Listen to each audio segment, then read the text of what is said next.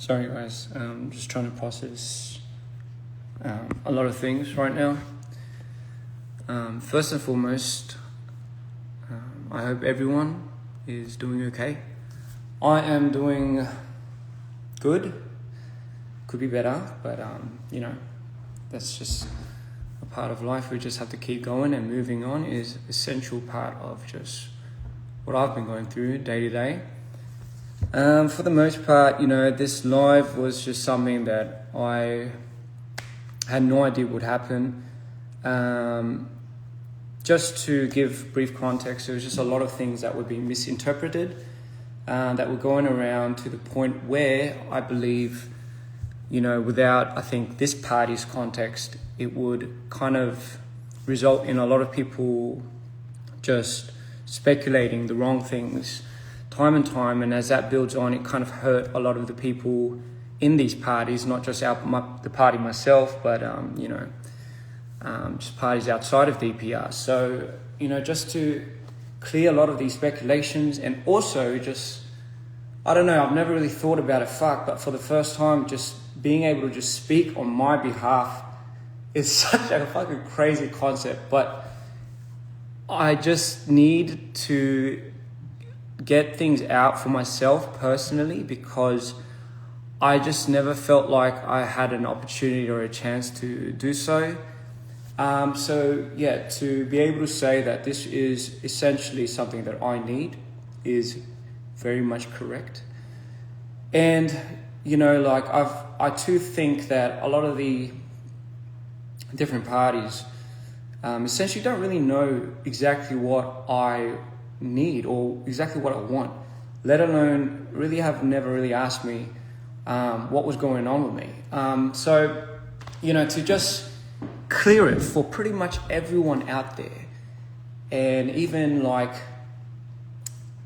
also the fans, you know, the fans deserve to know so much of what is meant to be going on and what is going on, for goodness sake, for the last 10 years, that it almost feels like it's not fair to even just keep going as it is. So to dead a lot of these speculations in the hope that maybe from this, the audience can grab what they think is feasible, what they think is solid ground, context and evidence, and maybe you guys can bring to light and make your own judgments about the situation.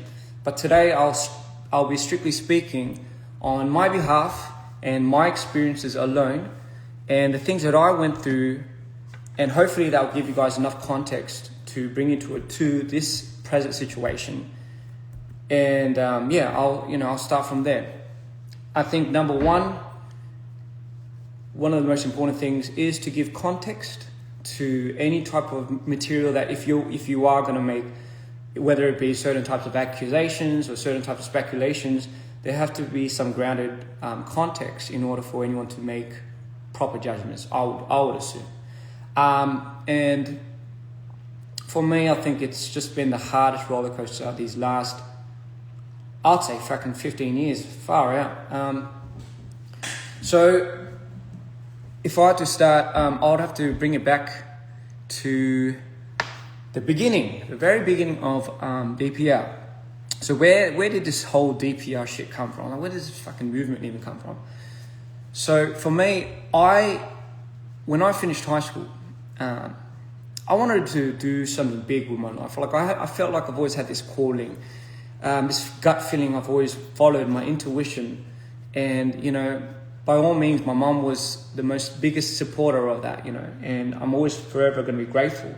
So that led me to my journey to Korea right after uni, and I was about, I'd say, 20. I just hit 20, I think. 20, yeah, fuck, that's pretty young. And, you know, I was just looking for some people to create some type of movement move, because I just felt like there was something that like I needed to do, and I just wanted to create just to influence and to inspire artistically. That was just my solid dream of wanting to create a movement. And most importantly, it had to be together with the people that I could truly trust and see my days on end with forever and forever. So I wanted to build like this community where, you know, people found a place to belong and everything. And, you know, that's what took me to Korea initially. So I went to Korea in my 20s, and then I met Live. That's where I met Live, and I felt like that relationship was fate and destiny. When I saw Live, it was just immediate connect. Like it was like an immediate connection where, you know, like you just don't get up. Now I don't have siblings really, so like if I felt like I really loved a brother and I really wish I had like a little brother, I guess that was Tabin. And you know, for me, like he was also my greatest joy. You know, like he was one of the biggest reasons why I found so much passion in the things that I do. So, you know, immediately me meeting him was like, hey, you know, he was just finishing school, and you know, he was about to take his next course in life, and you know, that was when the big talks were happening. And mind you, like I was dirt poor, like I just got scumbagged out of all my money in the first 3 months. You know, maybe I'm just gullible like that, naive and stupid. But anyway, I just fucking, you know, like I was living in this one room fucking office tell, and you know, with that, me and Live, at that time, Tabin was set out to do these things. I'll just tell him like, hey, we're going to do amazing things, because what I saw in him was just this, you know, when you see like a star and then it's just kind of glowing in some people, and you just know like, oh, they're just meant for something. That's just how I felt when I saw Live. And at that period in time, you know, that was my way of really communicating to him, and really that's how we grew that bond. And, you know, his trust over that was something that I'll forever be grateful for. So, you know, fast forward, you know, like this opportunity came, and I've somehow became an idol. And I thought at that period of time, I don't know what K-pop and all this idol thing was, but I just thought maybe this would bring us the proper amount of exposure to be able to do this movement, because, you know, I wanted to do it with Live. Like that was like one of my biggest things. Like, we've tried to make groups before, and it is ups on fucking YouTube and stuff, but like, fuck, like that was the dream, you know. And, you know, Live at that time had to go to the army, so, you know, he went to the army, and, you know, for whatever it means, I had one of the most traumatic experiences of my life when I was in that idol group. My years of being in C Clown, and that was for some of you that don't know, that was the idol group that I called, was historically probably up to this date one of the most one of the most traumatic experiences of my life. If it really would change me forever, you know, at least to say. You know, like, just the harassment, like, just fucking, you know, fucking abductions and all that fucking shit. I know like, I've tried to do this interview with Dre, but I had to be, like, there are things I can't say, just for not even my safety, but for others. But fucking hell, just, you know, sorry, I'm just on the fence of like, do I just fucking go for it or not? Just what they do to people, the humanitarian level is just, you wouldn't even treat anything in this planet, you wouldn't even treat your worst enemies like that, and it would be enough to drive anyone manic, or anyone to have some form of DID. That's not to say that was the cause of my DID, but it did not help for sure. So I'll try not to expunge too much, but that was just, it fucked me over. Like it would be the epitome. Like if my first fall in life, where I truly thought I could no longer go on. And trust me, I always have to habitualize the idea that life is not fair and things would just not work out in towards the favor of the good and the kind. But I sometimes refuse to believe that. So I always believe there's an authentic way of getting to people, and a more genuine way of fucking doing things. You know, like just fucking doing it. But you know, like the idle days would be a true testament to that. Not even just exploitation. It was just it's just a little heavy to talk about right now, and I know this is why we had to redo a lot of the videos, Dre, and I apologize. But I mean, anyway, point being, I just wanted to fucking end it. You know, I just wanted to fucking die. Once that was happening, I was slave to like an 8-year contract, I believe. 3 or 4 of which I was, once I signed to the Idol as the Idol artist, it was an 8-year slave contract, 8 years, I believe. Before that, trainee, I was about 2-year trainee. But least to say, it's just the worst time of my life. The constant abuse every day, the fucking manipulation, the violence, even not just for me, but for my members. I had an innate habit to always protect those around me. I could have just fucked off to Australia. You know, they couldn't touch me there, but, you know, there were threats being made to not just me, but my team members, family members, and etc. So, you know, just for further reasons, I will not disclose anymore. So we were in a bit of a pickle at that time. Mind you, every day was just like death. It was like off of pure spite and fury. The things that they would do to you are just fucking explicitly. Sorry. I promised myself not to get angry, but just keep it cool. Yeah, so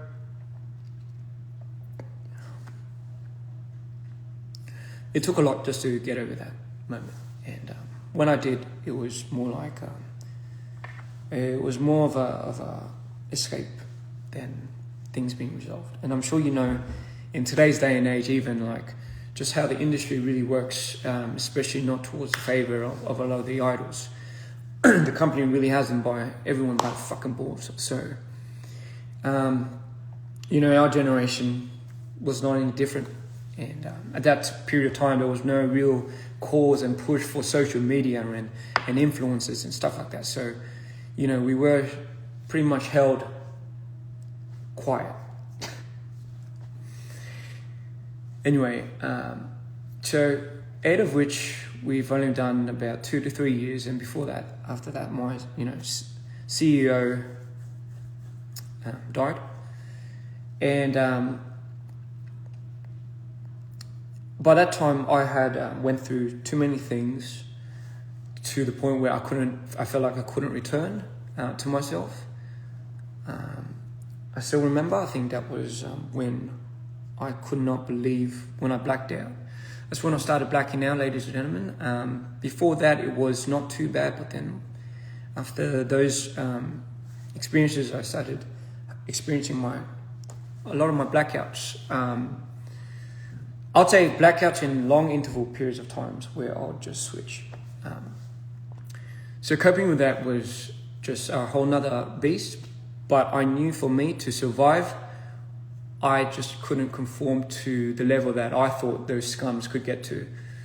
I didn't know I could get that destructive, and not just me, but I did not know I would want to be that destructive to people. I just never thought I had it in me, really. So, you know, life was luckily there to take me out of those moments.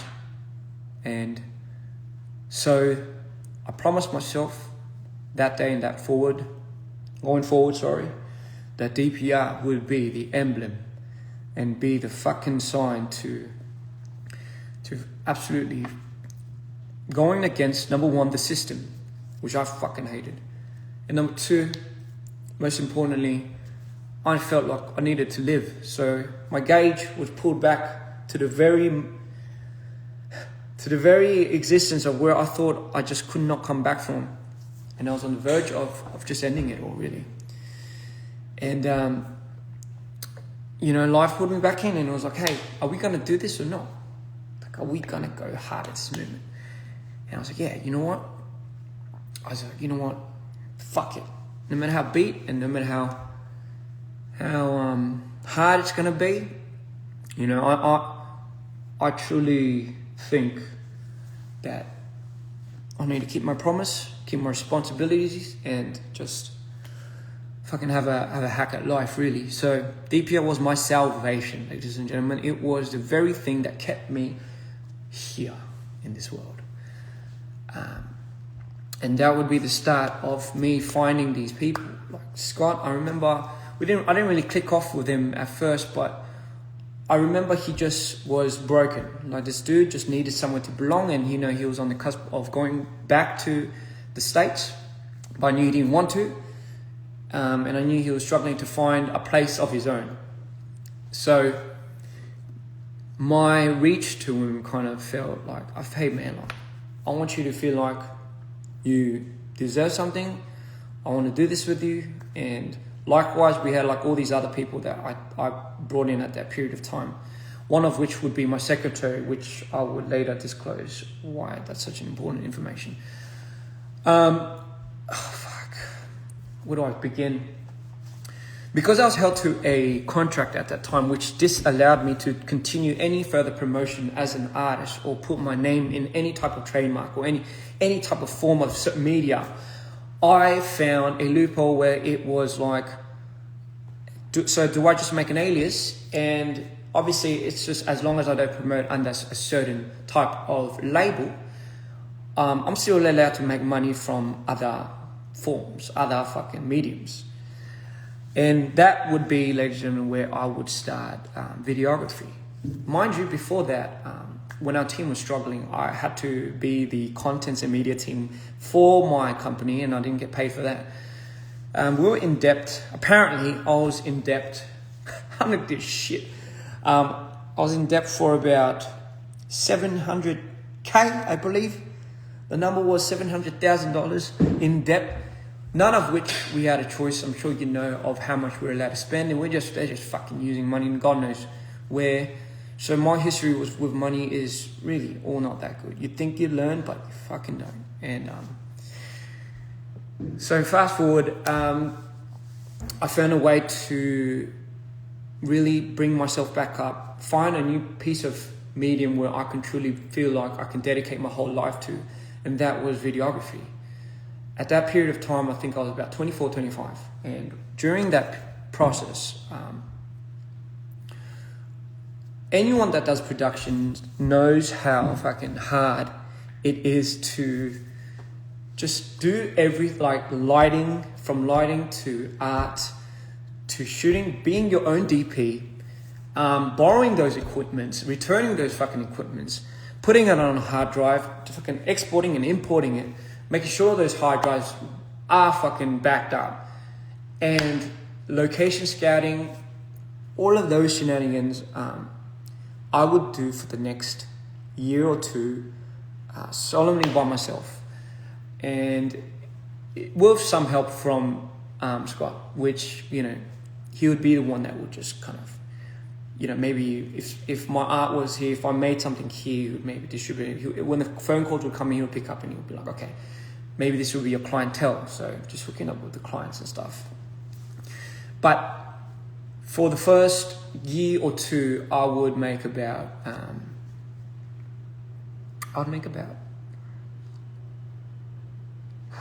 like 10, 20 videos for unnamed and unmarked artists.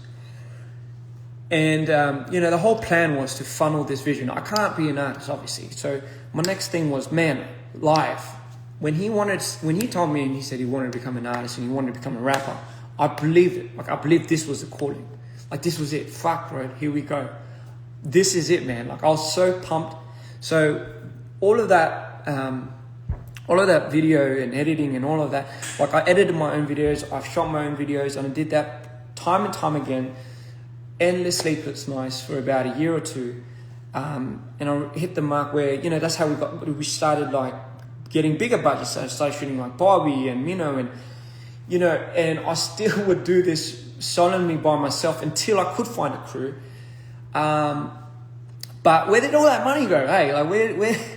So I didn't get any of that fee. I got like a freelance fee from that because our plan was to get the money that we got from shooting all those videos. All right, so you know, those, imagine like fucking 20 videos, just doing it fucking. So all those videos that I've shot, you know, I just got like if you were to say, you probably get like 10%. Sometimes I'll get none.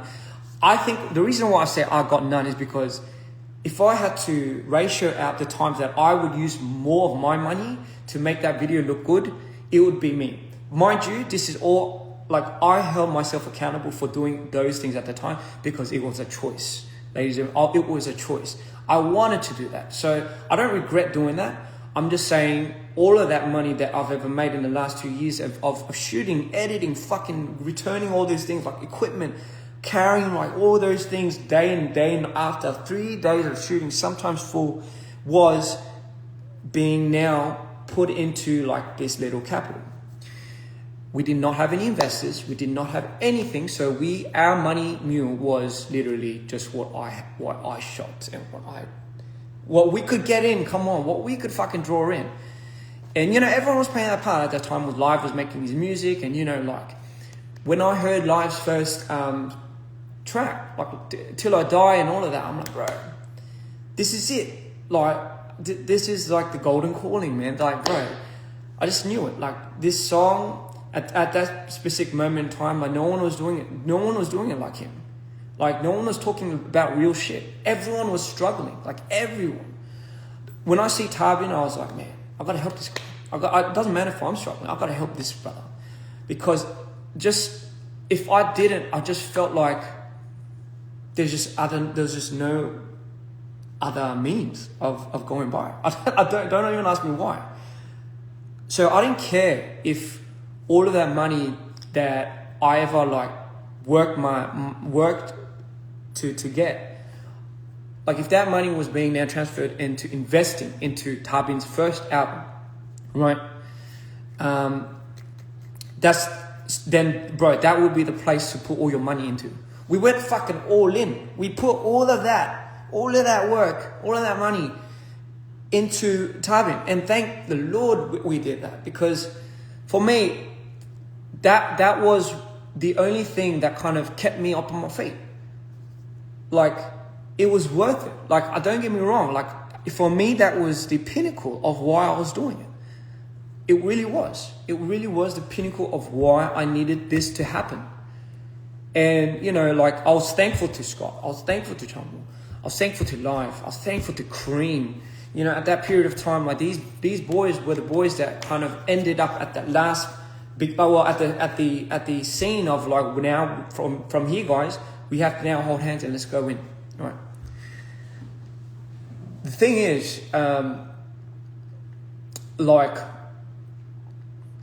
I mean, I don't even fucking know, like, to be honest now, knowing what the situation has happened, like, I don't even know how much money Scott would have taken or something. I don't even know at that period of time if that thing would have fucking started. But again, just so to speak, it's just, that was in my 24s or 25s. And listen, I was happy to do all of that. And from those efforts, not just from me, but from others, we would go on to make Coming to You Live, the first album, without any investors. If anyone really helped me with the financial aspect, it was my mum. I'll fucking borrow. So sorry for borrowing money from my mum, but it would be my mom. Like I'll borrow money from my mom, and my mom would pretty much funnel whether it be my software, my equipment. So, you know, she would be that, if fucking hell, she would be the number one investor for me then, I guess. But again, without that, I don't think anyone in the team really understands at that period in time how crucial it was for me to get the connections that I got, for me to understand how the whole industry worked on this end. And through that, I was able to appreciate how much people were working on the back ends, especially for production. Fuck, these guys do this and they go unnoticed. Fuck, how much you guys are doing here? Like, oh my God, and you guys got unnoticed. Fuck. And for me, it was so important to highlight what people were doing around for others, as opposed to what I was doing for anybody else. Like, what for me, if I need to validate that for everyone, especially for the team that I'm on, what the fuck is the point of me doing this? Like, why is it so important for me to validate something that I don't really even need securing for? It comes from a genuine place. It's like sacrificing. Like, if I was to really, really perpetuate the meaning of sacrifice, it's like I will do something for you, and you not knowing that forever till you die, I'm cool with that. That's the whole point. If I wanted you to know it, I don't think that's a sacrifice. I'm just going off a tangent. But anyway, with that being said, that's how we went to C2IL. People thought we were like the sons of Samsung or something, because we came out with 6 videos just fucking ramming with all these features. And these songs were just phenomenal. Like, his album was just something that, like, we've just never seen on the scene. But we've never also seen a production come out of an independent underground label such as us. So they just immediately went to the conclusion, oh, these guys are like the sons of these, like, you know, big investors, big companies, big money. And they're just using the money off of their parents and stuff. Because where are they getting the funding? Fucking hell, I don't know. For me, that's bittersweet, because I'm taking it as, thank you for complimenting the fact that you think that this is done with an extreme amount of money. Otherwise, we cannot pertain this quality. But at the same time, it's a bit jarring, because it's like, it's also a bit of a shame, because, you know, like, it really doesn't come from that. It just really comes from how much everyone is putting into this and spilling into it. And that album would take off. I knew it. I just fucking knew it. I just fucking knew Tubin had something, and I knew people would just, you know, this guy would shine. Like, I just knew it. Like, I just felt this gut. And again, I just have this, I don't know, this crawling to just need to take that out of people and just, you know, like, bro, see, you could do it. This is who you are. This is like, bro, you were meant for it, you know? And, you know, like, that's how now I'm going to introduce you to this person called Jeff. A lot of people that speculate that this Jeff person came in right around the time DPR fucking broke up into this fucking shenanigan and was, you know, trying to get into my ears and all of that is not true. It's not true. Let me just give you a formal introduction. Now we are at a point, now that you know, where Scott meets Jeff. Right. Scott introduced Jeff to the team. We didn't have an investor. We didn't have somebody that was being our capital, where we got the investments from people. We had to, like, borrow certain lump sums of money to propel us into the next future us. So in comes Jeff. So he was somebody that I think we were all kind of, we didn't know too much, because, you know, Scott was a middleman of all of that. But Jeff was somebody that saw our vision. This is how I got it, right? This is just my perspective, how I felt about this. So Jeff saw us, believed in our vision, because at that period of time, like, oh, who are these kids on the block? Believed in us, and just decided to, hey, have just a fair go at these kids. And I remember, like, he provided us the facilitations, the fucking space. I'm sure our fans know the space that we had long time ago in Korea. Our office, that was all provided by Jeff. He would provide us with new equipment, new materials, new mic, new cameras, all of those things to pretty much fund, I guess you could say, the next thing. Because at that period of time, I just wanted to stop. I just wanted to stop shooting videos for third parties. And I wanted to really, really focus just purely on our own dudes. I mean, could you blame me? Fucking shooting one of those videos took at least 5 years off my lifespan. Anyone that works in Korean production, especially Korean production, knows how fucking hardcore it is. But you're doing that at 25, especially with the system that people are so very against. It has an ingrained hierarchical system where they see somebody such as that, a figure that's like 25 and like, you're the director, and you're just having to constantly fight for every single fucking thing you have to do and prove to yourself is another maniacal war that I just thought I would not get into. But for better or worse, it shaped me into becoming the resilient person that I am today. And I'm truly, truly, truly blessed for those experiences and those moments that would shape me into the person I am today. So with that being said, did I want to do that constantly for other artists and other companies? No. I've wanted to focus on tapping. Like, I wanted to focus on our dudes. Like, it didn't mean anything to me at the end of the day. I was doing that so we can make money, right? None of which, obviously, I was pocketing. I just needed to know that was where our income was coming from, so we can go to dudes that we actually believed in and we loved. In comes Jeff, and he gives me this. Okay, just personally gives me the space to let that down. That's a huge part. This is something that, again, like, I don't expect any of our other team members to understand. But fuck, if I couldn't let that down, I couldn't go on further doing the things that I had to do. Shooting, renting, fucking lighting, arting, and fucking editing day and night. I did not want to become the world's greatest director. I just needed this tool, and I needed to believe that I could believe in this tool to help our vision on what we wanted to do. People had a choice. People wanted to become the artist. People wanted to become the management. They wanted that. They had the role to fulfill, and they fulfilled it.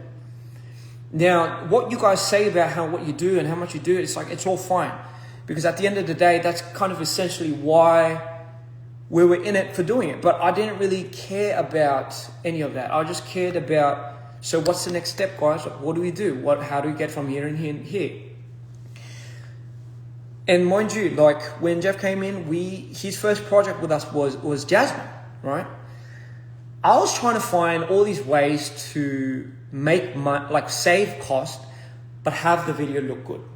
That in itself is something that I try to garner towards, in terms of, like, there must be a more efficient way of doing things, production-wise. Any director, anyone that's in videography would be attuned to these thoughts as well, because it's like, man, if I could get away with this type of quality with that type of camera, fuck, we can easily make this into a higher quality production video, and hence Her was born. Mind you, up to that period of time as well, I was also part of the song making process. I was part of the creative conceptualizing the creative aspect of it, and obviously the whole video and imagery and all of that and editing and all of that. I did that. Right? I did that for the most part. So just so people understand, if you're new here, this is just what I do. And everyone did their own part. Like, Cream did a shit ton of it for the production. Tarbin, went on with his making his song. He was the main artist. He was like the dude. He was the face of DPR, the representation of what people would see. Scott would be I guess you could call the management, where he would do the PRs and and not even just, we did A&R all together, to be fair, but we didn't really have like a good PR agent. We didn't really have a good, so it was, to be fair, it was just a lot of organic growing, as you could say. Right. Okay, fine.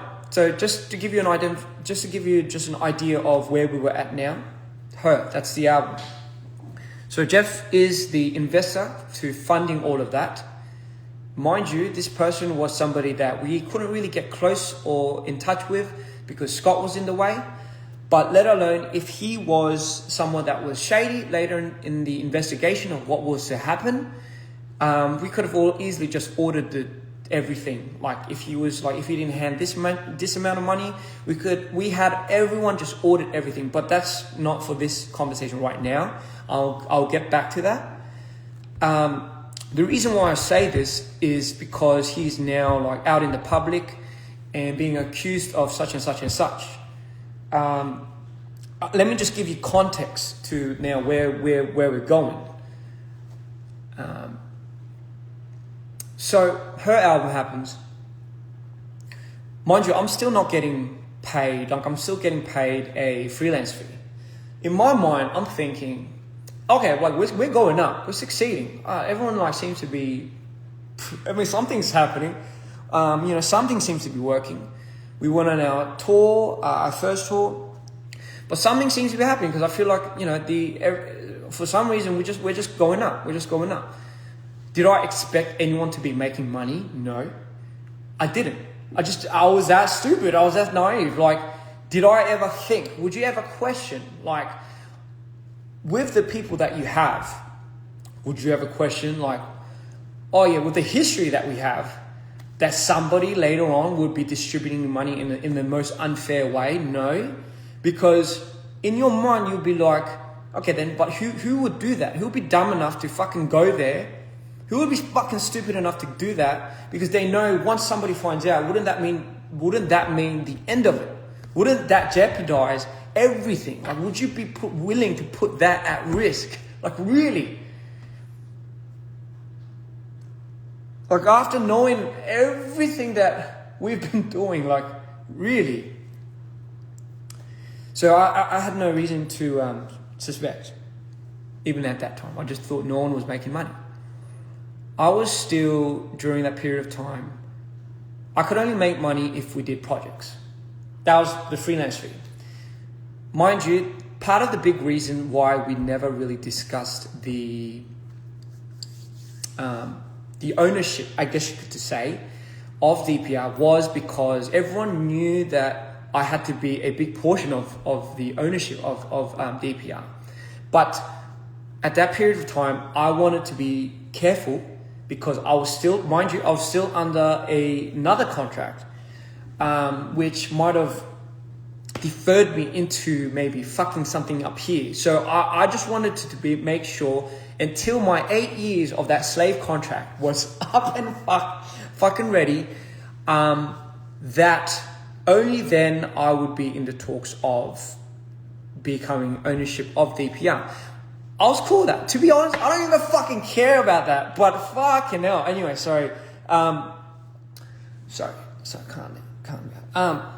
Anyway, so mind you, at that period of time, the reason why I say this is because once my company started seeing, not DPR, but my former idol company, once they started seeing that I was making money, or well, what from their perspective, like DPR was going up, they struck a deal with me. This motherfucker struck a deal where he was like, give me a cut and percentage of how much you're earning with DPR.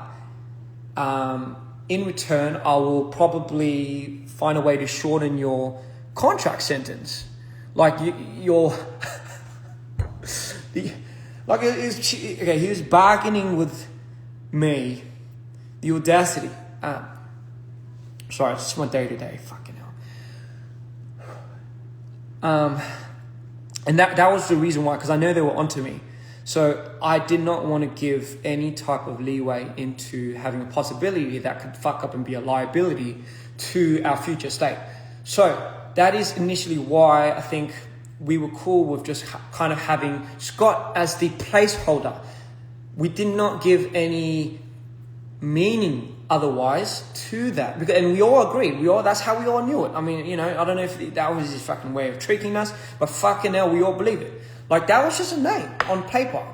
you guys got to understand, the reason why I say context is so important is because our structure, DPR structure, is one like none other that I've ever seen. So you can't really even formulate a blueprint for this. Because I'll be honest, the person that is really getting freaking screwed here is me. Like I'm already, like the system, someone like me, I know it's already rigged for someone like me. Like I already know it's fucking rigged to someone like me. To me, I'm like a fucking gold mine to somebody that could do this and this and this and this and this, but not get paid for this and this and this and this. Anyway, point being, I just had to make this clear because, again, where I'm trying to go to is, all right, so if Tarbin stops at any period of time, like if it just stops, like, oh bro, I can't make music anymore, the money flow stops. Meaning not just the money flow, jobs. Like we all about 15 of us at the studio are like, what do we do now? That's when I decided to make Instagram TVs. I'm sure, again, for my OG fans and stuff, I know you guys know what I'm talking about. I had to find another means of making videos.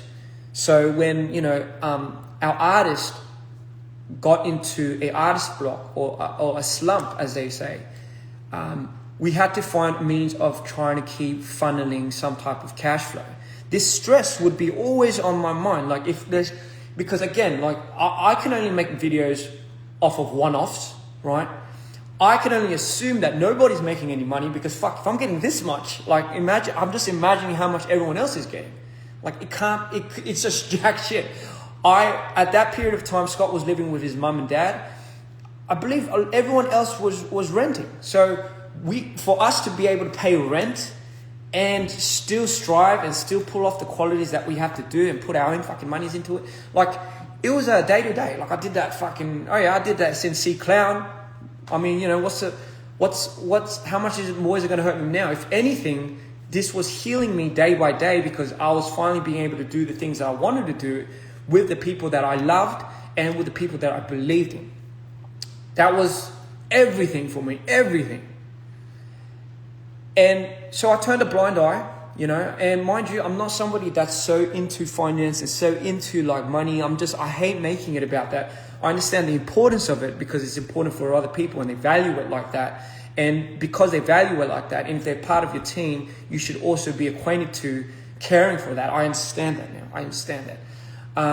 However, for me, I'm just someone that needs money in order for me to just put it back in to do bigger things. That's just the reason why I see it. And even till this day, when I started doing those Instagram TVs, that's how we would land a lot of the commercials. Like that's how we got like a lot of the sports commercials, sports brands that would contact us and be like, we wanna work with you for videos like this. We want to work with we want a video like this. And that's how we would start shooting commercials. And that also would be like a form of money and branding that we can get in terms of investments. Fucking hell. Now, like, it wasn't all sunshine and butterflies. During that period of time, I was going through my most maniacal fucking period. Because I was having to deal with my bipolar and my depression and my switches from what C-Clown had done to me, and I was still not being able to process it during these periods of times. So I devoted myself and everything that I had into the work because for me it was a means of survival. If I did not, if I had even just looked under the rug in which I swept all the shit under, I knew it would fuck me up. And I made a promise I'll never go back there. I'll never be the person that I was when that had happened to me. I solemnly promised me and my brothers and my family, just fucking keep going, just keep it going. You got this. So there were periods of time where we would experience I guess you could say, a financial loss, for example. For example, is anybody out there for Tarbin's album was something that we took a huge financial hit to. I thought, man, if we kept doing production like this, or if we kept doing stuff like that, it would be something that I thought we could still be able to process. But once we took a hit after like a long period of time, it was so hard on Tarbin. It was so hard on Scott. It was so hard on me. It was also so hard on Jeff. Because I was there. And I saw all of that. Like that was the first time I saw Jeff. And honestly, that was the first time I kind of got to know him a little more, because, you know, like I thought, fuck, like what's happening with all the money behind the back? Like, is this guy like, because I was very attuned and very sensitive to not wanting to really disappoint a lot of the people that believed in us. But at that period of time, I knew this guy was like losing so much money because of how much, so he had to, like Jeff had to go out and convince these big heads to reinvest in us, right? Even when we were at a deficit of like just such a big financial loss, and part of that I've always blamed myself because of just the amount of money absurd amount of money that I think I use in some of the videos. So I never wanted to put Tarbin in a situation like that again. Like I promised myself at that period of time I never ever want to put Tarbin or anyone, but Tarbin mainly, in a situation like that ever again, like ever. So, because again, financially, I didn't fucking make anything from that, but still, it is what it is today. Amazing album, but still, it took a hit. So now I'm just stressing out about how do we bring this guy's spirits up? How do we bring this dude's spirits back up? But also, how do we create another channel where if something has a slump, like maybe we could do this. Mind you, all in all, while this was happening, I got news that my contract had ended fucking ages ago, and the CEOs of that company were just hiding it from me. And I heard this from a member, and I was like, why didn't you just tell me? Because, and you know, obviously he was threatened not to tell me. But that contract was terminated ever since my CEO transferred to another company, dating the old company. But they held such a fucking good facade, and that threat just held so. If you're getting fucked every day, constantly, 24/7, it's like you can't imagine the headspace you get into, the trauma response, the PTSD. Like you just don't. There's no place for you to have any critical thinking or whatever. There's just no place for you. It's just survival. So when I heard that, I thought everything started aligning, and my first decision and first thought was like, okay, let's have a conversation about revisiting like the shares and everything for DPR. No, it was, and this is what me and Tarbin would always talk about. We were like, hey, isn't it our job as creatives to create? Yes. We should have some interest in what's happening with the money aspect. Correct. But if we have these brothers and, you know, we trust them with everything we're doing, shouldn't they, in their jobs as management, business, finance, whatever, be the first ones to reassure us, like money's being used like this. Like, you know what I mean? Like, especially knowing us and knowing him, like characteristic-wise, wouldn't you also expect that? But now, you know, I just always say, expect not to expect. Simple as that. And the reason why I say this is, so my next point was, okay then, maybe it's time for me to start my artist career. And me and Tarbin always talked about this. Like, fuck, wouldn't it be amazing if we do this together? Like, wouldn't it be so fucking amazing if our universes eventually later like collided, and like this whole story that element of being an artist together was what sold it to me. Like, it really was. Like, it was. Time and time I'll tell people in the interview, I was on the fence of becoming an artist. Because for me, becoming an artist only means I'm projecting and too much more power onto my mental disorders already. Like, I didn't, that risk to reward ratio was something that I just couldn't imagine, like what was to happen to me. But for me, it was, I felt like it was time. I feel like it was time to really, really start that lane of like becoming an artist. And I thought everyone was happy for me because we're in the same boat. Like I just thought, bro, like why would he be happy for me? And the first response I got from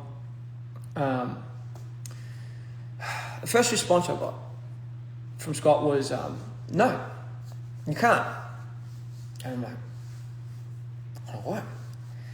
So who else would be able to do the videos and all that? And I'm like, don't you think I can take care of that? If I was already part of this, part of that, part of this, made this, do you not think I could do another lane while protecting this? Do you not think I've ever thought about that? But besides the fact of that, why are you saying no to it? And I still remember. And he was like, no, because he thinks he can't control me. He thinks if it worked in any way or shape or form, that I was going to be too hard to control in the future. And I don't know why, like what? I mean, why would you want to control me? And obviously those moments were the moments where all these red flags started happening. You got to understand, before all of this, like I see a lot of sides to Scott where Scott only shows to the team. And I see a lot of sides where sometimes I see where it's like a very soft, empathetic side. That side I try to nurture, that side I try to help. And for me, I've always set it up as a challenge for me to really, really help this dude. Like I just really wanted this guy to be able to not put up a facade of like a strong fucking butt hurt, like fucking, like so like insecure dude that just has to go around getting some validation. I feel like, bro, you can drop it. Because the dude you are is a decent dude. Like, why do you have to keep doing that? Because somebody has to be the bad guy, he would say. I'm like, no. I mean, I get the logic, but we're not being bad. Like, no one's slacking off. Everyone's going in. Like, if you keep projecting that, how would that make Live feel? How would that make Cream feel? How would that make Chunyong feel? And because of those moments, it would propel us into these like complex thoughts of like, fuck, okay, let's just understand this guy. Let's just fucking, bad and like, bro, let's just put it down. Let's just put it down for this dude, But fuck, you don't want me to become an artist? And I still remember, I'm like, if you told me that you wanted to become anything, but all of a sudden I was like, Scott, if you told me and you just, let's say you wanted to become like a chef.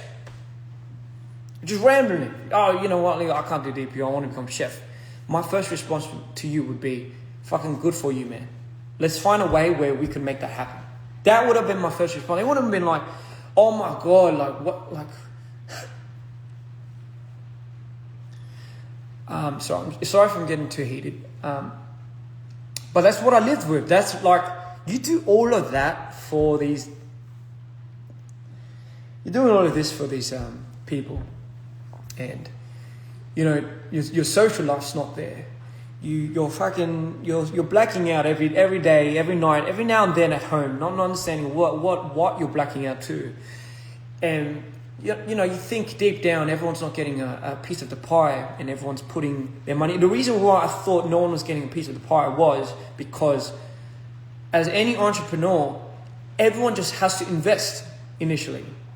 And as the people that were leading it, I just thought, we can make money later, but we have to put in more to retract that, to get that back later anyway. So it's not really that important.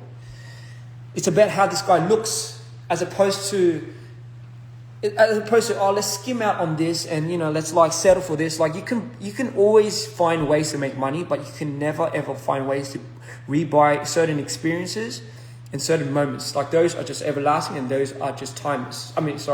They are things that pass after a certain time. Time is like that in general. Everything that passes will never come back. So for me, it was just more important to reinvest into moments where I knew would be historically just there forever, permanently, as opposed to like, oh yeah, let's just have the money later on and just use it then. It just didn't make sense to me. So I just thought, okay, everyone was fucking pouring their pockets out. No one was really making anything from this. Because everyone would just be complaining about how much money they're not really making. Everyone was struggling. Cream had to sell his car at one point.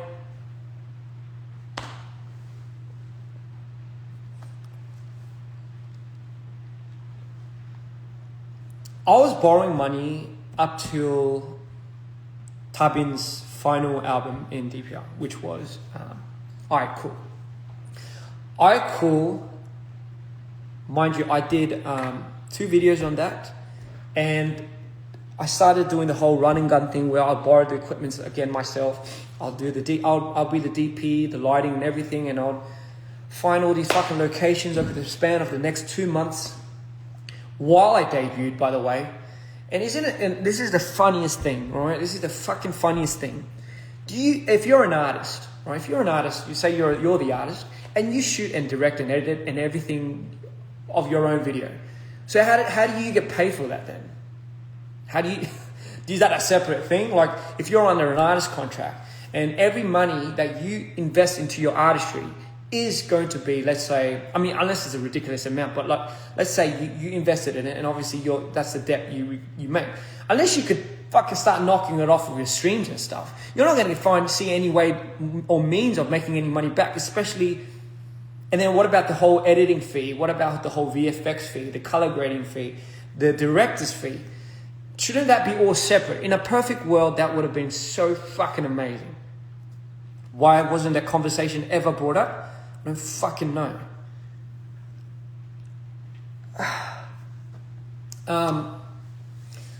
So yeah, became an artist. I was in debt because obviously the money that I used for my own music videos, shot, editing, obviously didn't get paid for it because it's my videos. I was in debt, and I still remember, man, like fucking. All right, let me just be real. I've never felt more alone in my life during that period of time.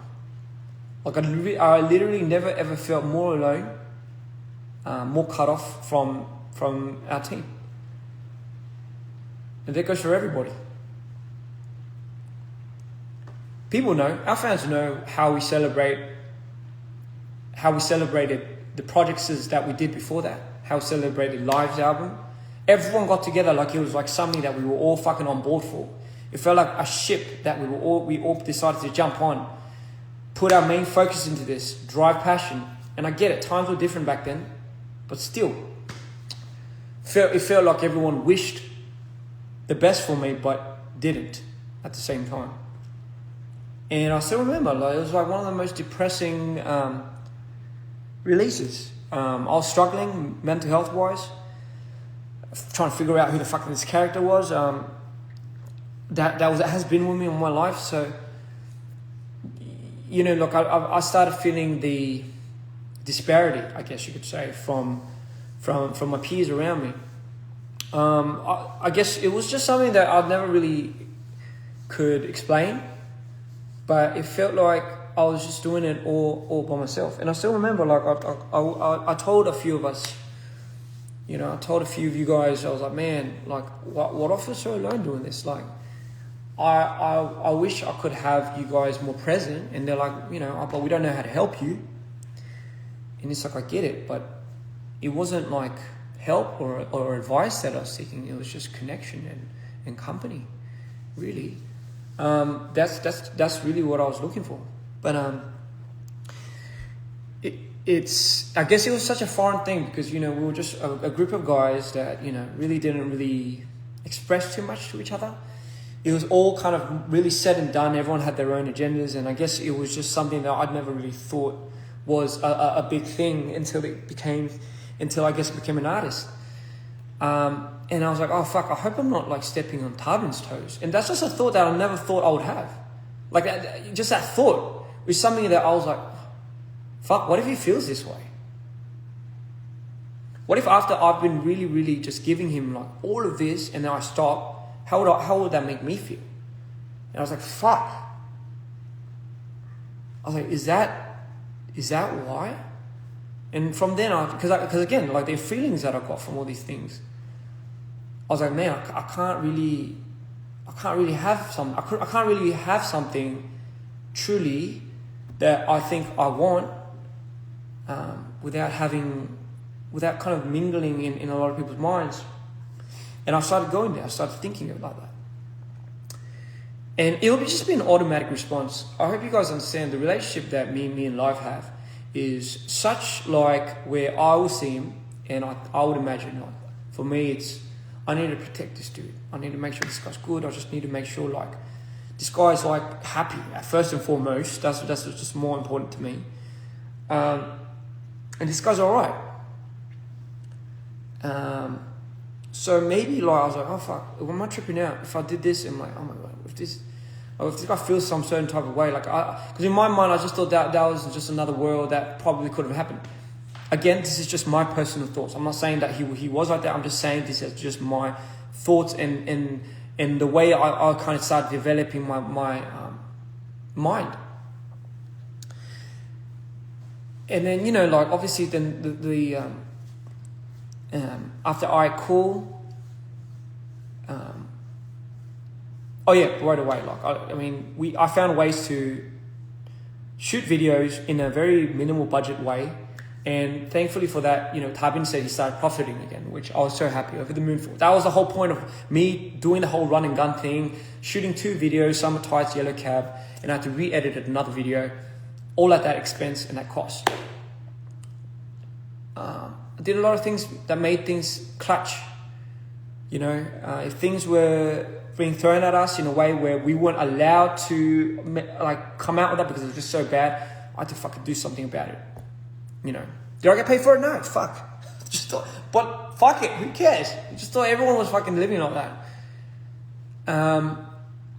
You know, so like, yeah, man, fucking those details, like there's just so much more, but I don't want to keep fucking just staying in this moment. Sorry guys, I want to just move on. Tour happened, right? Before the tour, Mida 2. So this is where everything started fucking getting weird.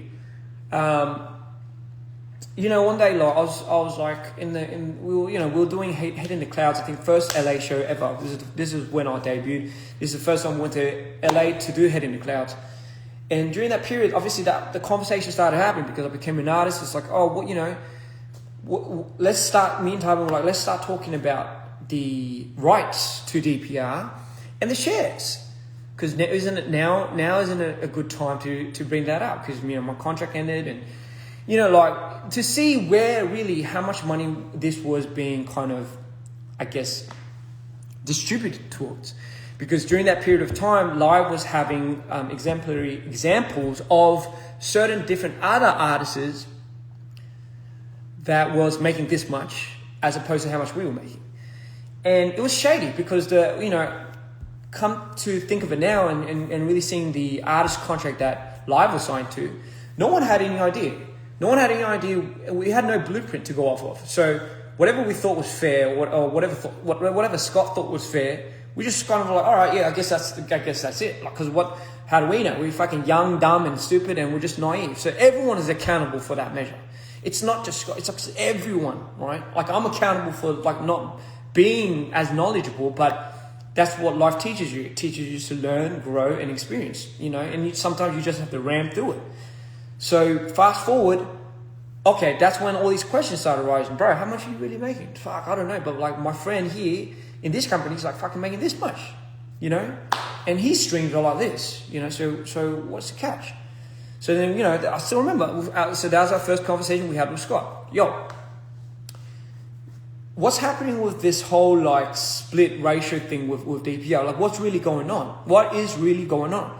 I thought you said it didn't matter. I thought you said whose name's on the, I guess, shareholders list for DPR has the trademark. It don't really matter because that's how we would play it off. Time and time, I tell you guys, it's not like we've never had this conversation. We've had this conversation time and time, but it would always come to the conclusion of like, bro, that's not how our system works. That's not how the money's really distributed. That's not how like things just work around. We're a unique blueprint, which I agree to, right? I understand we are a unique blueprint. Now that being said, like how do we, bro, like that's when, you know, Tarbin started getting mad shifty about Scott.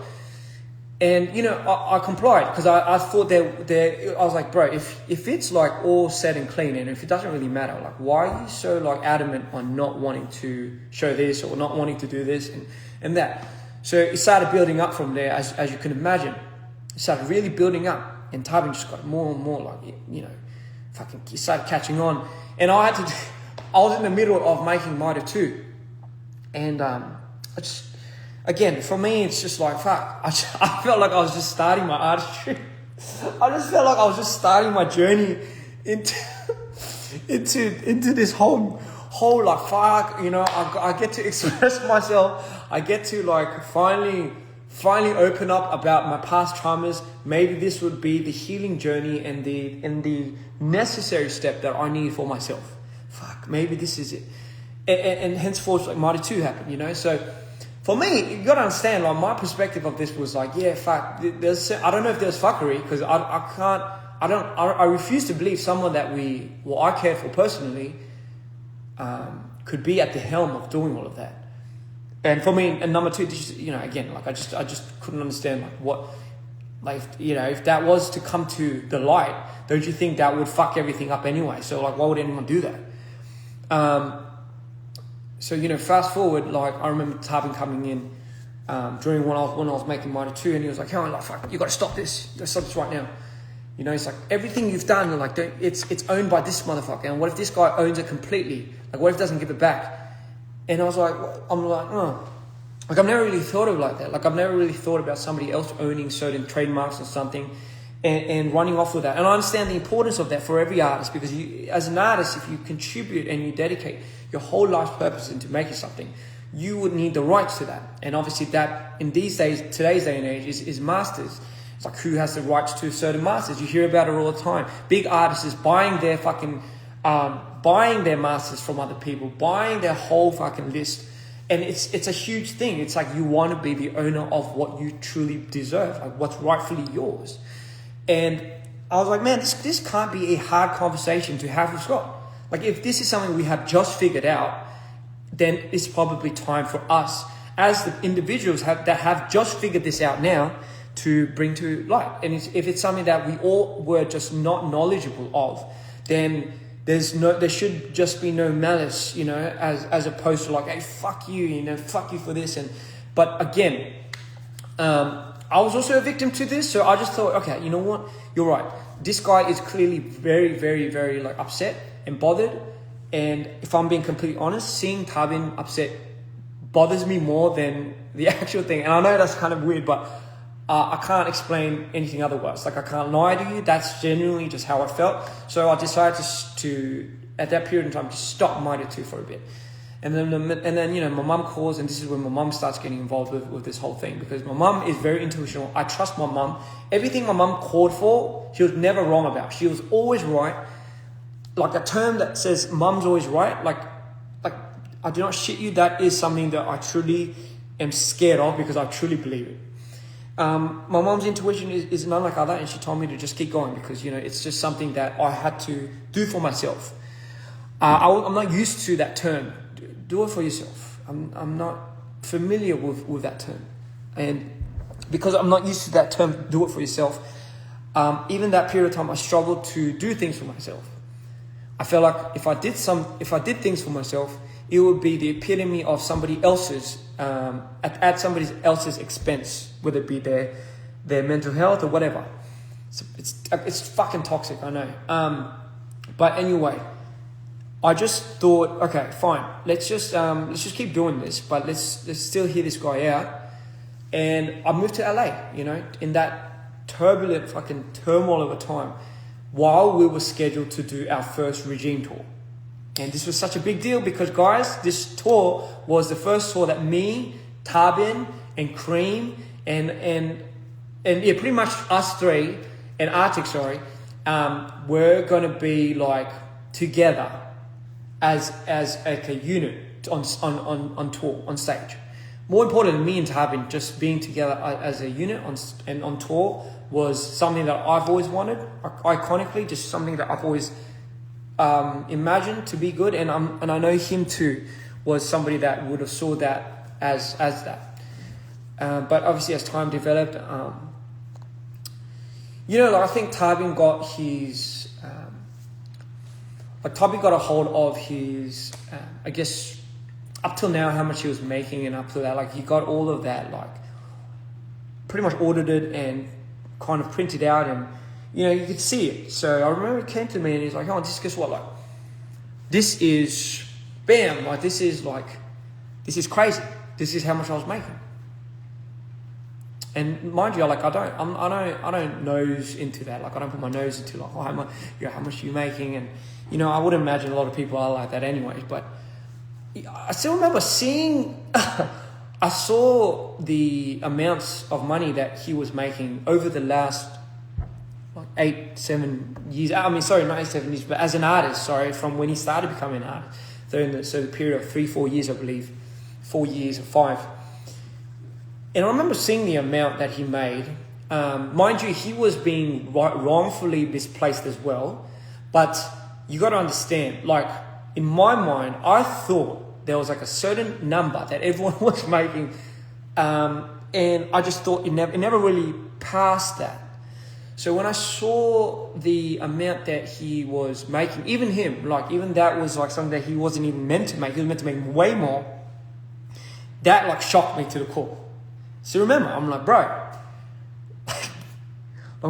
if you're making this much, and this was like a big problem for you up to this point, how fucked was I getting? How hard was I getting fucked? So, like, holy fuck, you were making, like, you gotta understand, like, I just didn't, like, I couldn't comprehend that. Whoa, we're like, yo, like, it made me really reflect. Like, it made me really reflect on how much I was really making for any of this, like, really. And then I started tripping out, like, fuck,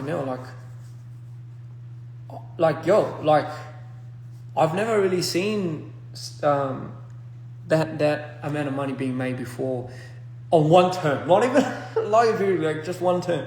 I'm not going to disclose the amount of money that we've made. Just know I had to think.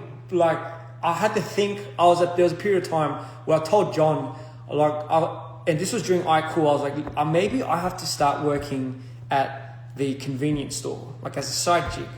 Like legit, I was like, I'm looking into doing a side gig at a cafe or fucking hell. But like anyway, point being, like that'll probably give you a good idea of what I was fucking struggling to make amends with. And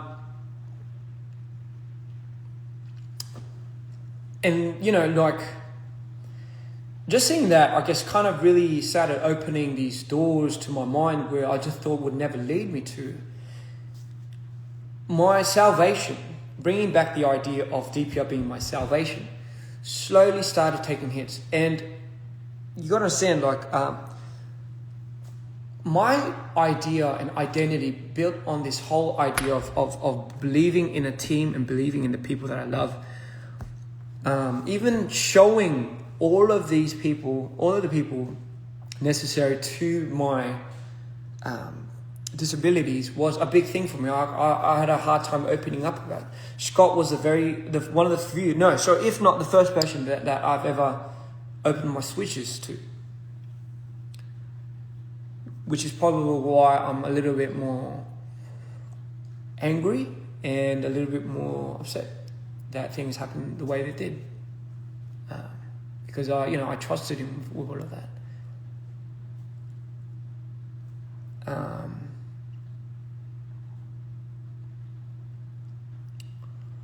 So anyway, So I just thought, fuck, how are we going to do this tour? And mind you, at that period of time, like, I was so minded too, man. Like, I was fucking dying. I was going manic every fucking day because of this drama that was happening and what it could possibly mean. Like, holy shit, if this was true, if this all came to fruition, and this was like the worst case scenario that I could possibly imagine for us, it's probably going to be the end for me. Like, it's probably going to do me in. Like, I can't survive another sea clown. I can't. Like, I just fucking can't. Like, I refuse to believe that this is going to be the demise of me. Like, it's going to be the downfall of me. And I was tripping out because, like, you know, everyone else was tripping out, and, you know, like, once these things started coming to fruition, and we're like, oh my God, bro, did you know that this was being mishandled? Like, here's the thing, right?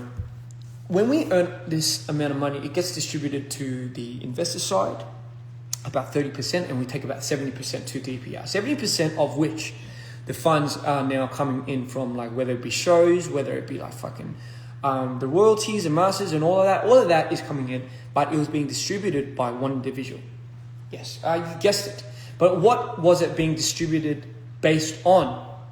Just based on how he feels like he deserves it should be distributed. So pretty much playing like fucking like God, like playing just you know what he thinks it deserves, how much he thinks somebody deserves in this period of time. In comes like the secretary that I told you I brought in.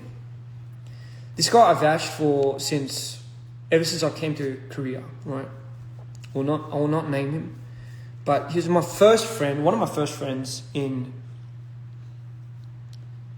when I first came to Korea. So when I was 21, he was one of my first mates. I gave him a job when he came back from the army. He didn't know how to do any of it, but I trusted him because obviously I thought I had him figured out. But you know, it turns out this guy that was handling the receipts and, you know, talking on the phone for all these people that on the finance side, or so, you know, secretary is kind of the right term. So under the tables, he made more in a year than I had in the last 5. So 5 years of what I made in DPR would be less than the 1 year of how much he made in a year. Fucking.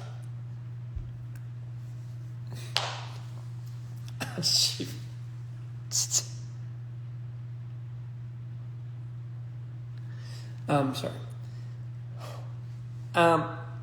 So, you know, when I asked why, right? When I fucking asked why, it's like you just needed somebody on your side. Just needed somebody on your fucking side.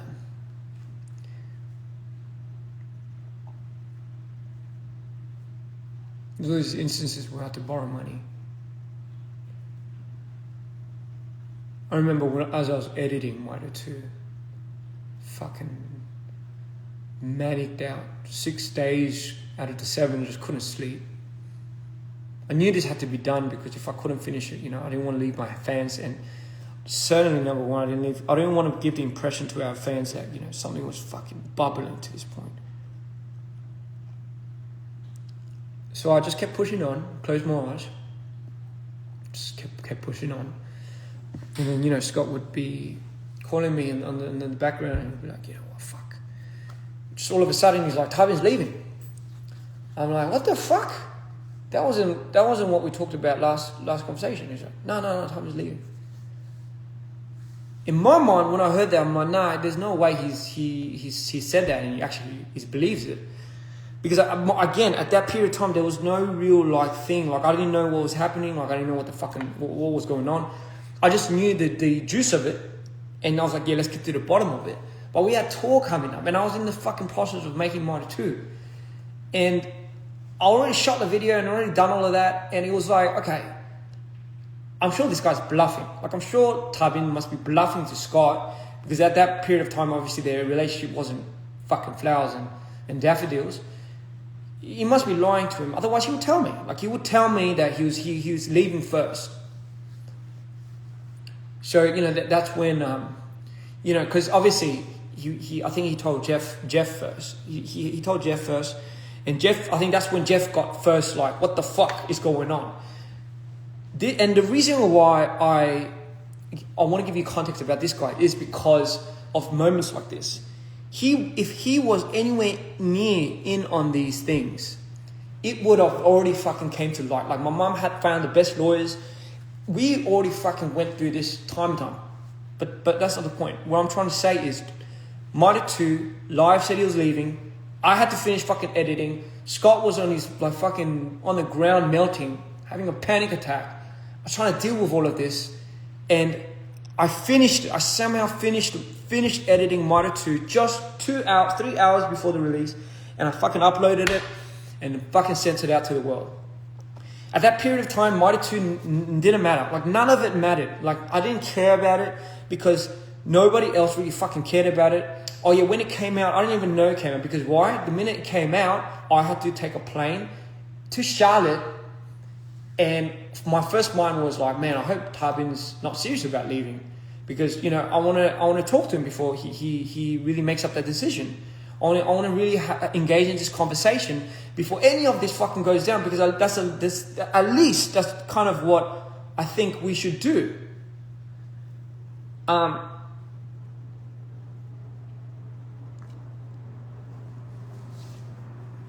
So Marty comes out. Nobody gives a fuck. I don't give a fuck, and we just go and fly to Charlotte. And I still remember the first thing I went to, because Charlotte is where we were prepping for a month before we went out into the world with our tour. And I just remember thinking, oh my God, there's no fucking way this is happening. Like, there's no way that this is happening, and we are not doing, like... So we went, and I was like, Tywin, like, you gotta be straight with me, man. Like, are you really leaving? I was like, no, I thought, are you leaving? Like, because I've got to know. And he's like, yeah. I'm like, fuck, man, like... And, you know, like, this is when we will have these conversations. I'm not going to go too much into detail, but, you know, I still remember, man, like, I was like, man, if you made this already, bro, like, why don't you fucking just tell me? Like, and I understand why, like, this is the thing, I understand this unconditional line sometimes where Tywin has his best interest in me. I'm not saying he doesn't. He has his best interest in me.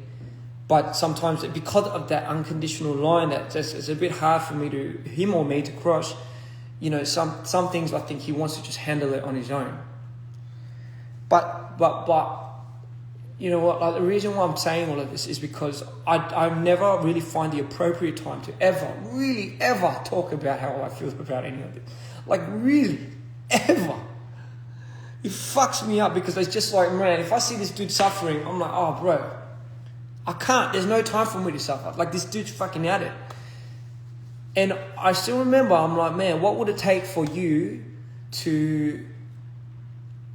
And by all means, like, I was so over the moon that he had finally found his edge. Like, he had finally found the confidence to want to do something of his own. That was his dream. Like, he wanted to do something of his own. I didn't know it would come at that time. I just thought, man, like, we were doing this together. Like, I thought this was like our thing. Like, I thought this was like the whole point of it. Like, if Scott's out of the picture, don't we get the keys to our kingdom? Like, can't we just work this out with Jeff then, right? Like, is it that much of a hard problem? I don't understand what's getting in the way other than Scott. So, you know, my thing was like don't go away. Like, just stay here. Because my mind is starting to split. And, you know, like, I just need somebody. Like, I just need the fucking people. And, you know, like, when I heard, like, okay, this guy was already kind of, like, dead set on wanting to leave. And trust me, like, if you're going through your first fucking trauma and you're going through, like, the first, like, your road trip to becoming, like, a fucking villain, your villain arc story, as they say, there's nothing that's going to get in your way. There's just nothing. And when I saw that, I'm like, immediately I thought my C Clan days. Like, oh my God. Like, this guy would have done it. Tarbin, out of all people, is a responsible dude. But when you get that obsessively into his mind, as you did, Scott, when you fucked him up with the whole, like, paranoia with the money thing, you fucking did it. You've really done my boy in.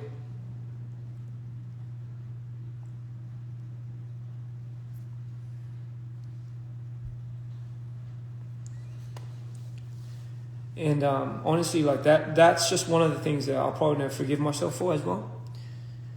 It's just having the lack of knowledge to be able to see that nuance and identify it, and fucking really letting that get to this guy's head and cracking him in the shell. So it's like all his fears, and mind you, it's because he had a hard upbringing. This guy had a really hard upbringing. He had his family, he had his mum, his dad had cancer. Like he went through the fucking trenches just to be able to be where he is. And trust me, God gave it his all. And you fuck with that, yeah, that would do it to you. So I don't blame him for being the way he is. But at the same time, like, I knew there was no way of getting to him through that anger and through that cloud. I didn't know, the only thing I didn't know was how much my world was breaking into fucking pieces.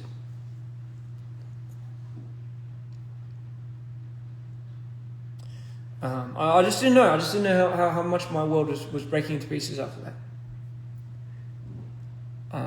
I tried convincing Tarbin to stay. I was like, listen, man, like, you could do your own thing, but let's just stick together first, and then let's like figure out a way to do your own thing. But I knew, man, like, and trust me, I relate to this, and I understand. If you're there and you're fucking filled with it, and this guy has sent you to the existential end of the world, you are going to try to disassociate with that with any means possible. Trust me. Take it from me.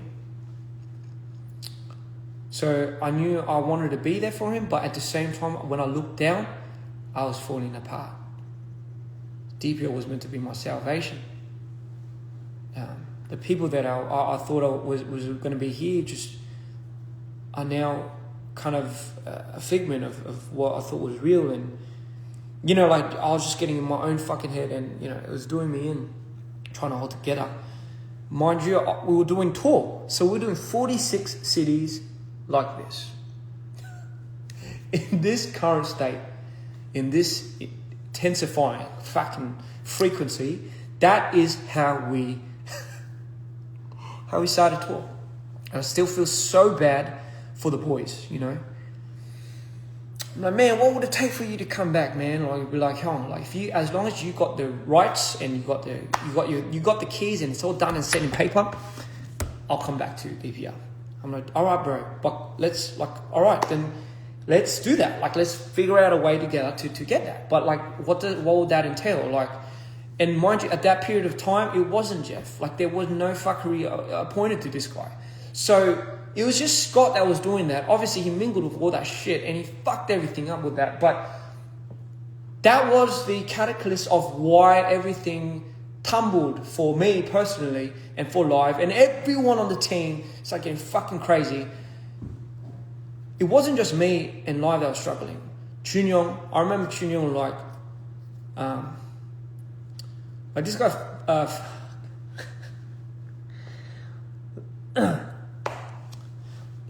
like, this guy goes out of the way for everyone while doing it on the you know, the minimal amount of money that he makes, you know.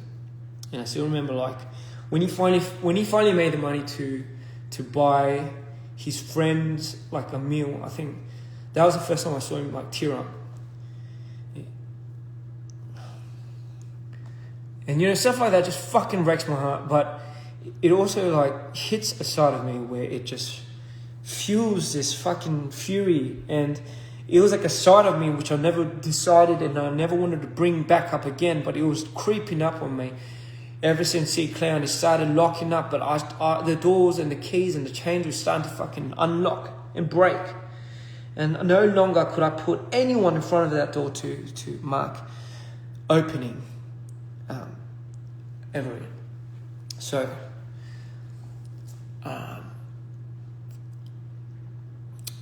and so the tour happened. I don't know how. I remember spending my birthday there during rehearsals. You know, it's fucking the most depressing birthday I've ever spent in my life. It's just, we were all segregated. We were just all parted away into our own thoughts, and you know, and my immediate thought was just like, man, how the fuck do I make these guys, like, how do I make it work? How do I make it, like, how do I ease his fire a little bit? Like, what is something that I can do to help that? Like, you know what I mean? Like, how do I do this? Like, I've never been in this conundrum before. And then, you know, we started doing these shows.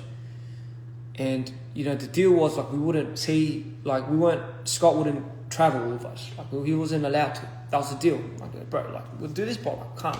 Don't let him anywhere near the boys. And then we'll travel like that. But fucking hell, you know, like, even the way that the tour money was split, like, that was all on Scott's decision as well. Like, you guys got to understand the imprint and the blueprint that was set up in business. How much somebody was getting, how much somebody was getting out of that was all fucking done by Scott. Like, it wasn't like none of us had fucking to say in this. Did we suspect any fuckery was going on? No, because why the fuck would someone do that? Like, if anything was to come to light, don't you think, like, this would be like, especially to me, man, don't you think I'll fucking, sorry.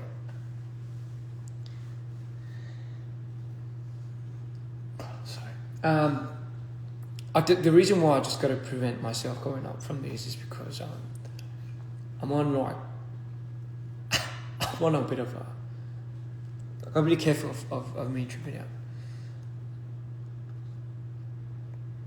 But anyway,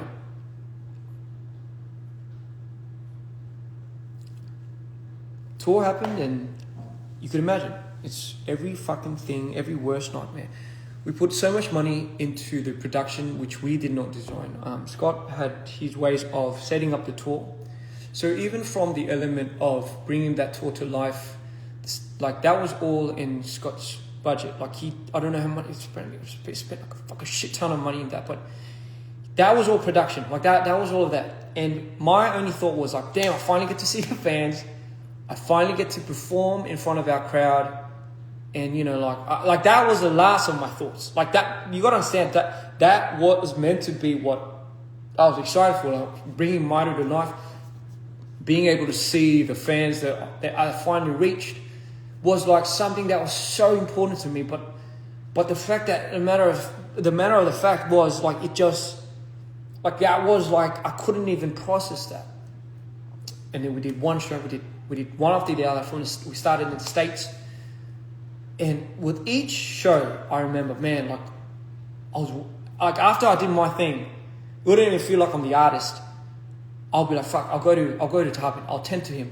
Because I'm worried. That was the first thought I had. As soon as I finished my show, I think, fuck, like, is this guy okay? Is this guy alright?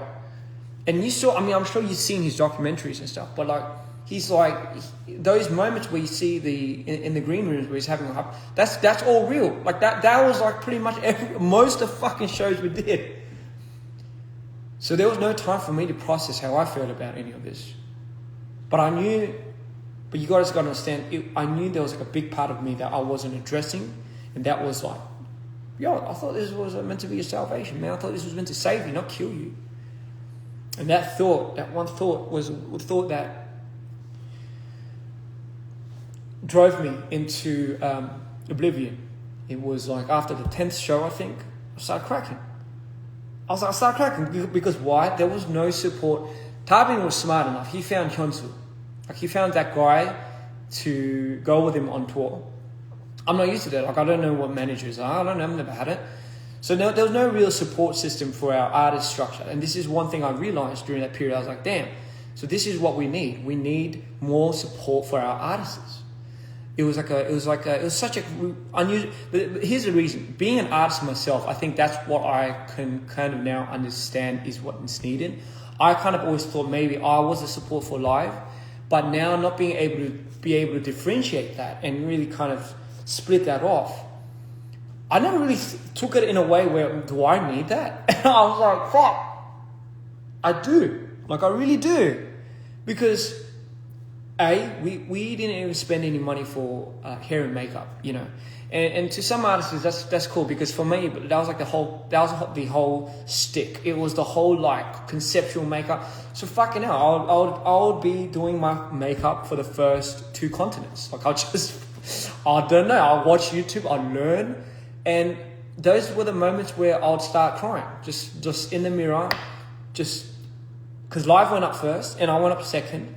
And I still remember when live went up, because everyone was really worried about live, everyone would go with him, and I'll just be by myself in the green room, and this would be at every show. I just remember, like, man, these are quiet times. These are maybe the moments that I needed the most. But was I dying inside? Yes. Was I fucking about to throw up and get destroyed because of how my mental state was taking a spasm? Yes. I think I went into the 10th show and then the 12th and the 15th, and then I had like a breakdown. And people didn't understand why. Because I had to fucking hold it together. I really had to hold my fucking stick together. Because otherwise, like really, like what the fuck were we doing? Like I just really had to hold it together. There was no other way. Cream was having a panic attack. Chunyong was tripping out. Like that was the first time I've seen these guys like that. Tour does that to people, I understand. But the way we went on tour with that frequency, yeah, it was wrong. The plan was like, yo, let's just fucking, let's just do this. Let's just get our pay and let's just do it. That was the whole plan. And let's just figure it out afterwards, right? But during the process of it, and again, I'm not holding anyone accountable for what had happened to me. It was a choice of my own. It was because I decided that I wanted to care for these people, and it's because I decided I wanted to go out of my way to do it for these people. We did not have a strong enough system to support me as an artist, and that's something that I don't think anyone would have realized at that point. But it was too late by then. It was fucking too late. I still remember, like, it started getting worse. This fucking bubble and this fury and this spite that I had buried a long time ago, I couldn't do it. It just kept growing and growing and growing and growing and growing. And then occasionally it would just blow up here and blow up there. And, John would be there to, like, simmer me down. And for whatever reason, John would be the one to get the backhand of that. So, fast forward, I got to a point where in Brazil, my manic state could no longer handle it. My meds weren't the exact medicines that was working. And during that whole period of time, I thought, fuck, if I don't do another show, I'm going to die. I really am. I'm just going to end it. Because for me now, life has become completely meaningless. It's just, like I needed somewhere to hold on to. I needed people to hold on to. I just needed to believe in something and believe in myself again. And I thought that healing was doing its part for 8 years, 9 to say the least. For almost a decade I thought I was healing, and the very thing that I thought I was healing from turned around and stabbed me right in the heart. And I take full accountability, And with that guilt came depression, and I just thought, fuck, this is it. One of these cities is going to be the tripwire. It's just a matter of time. And Brazil was where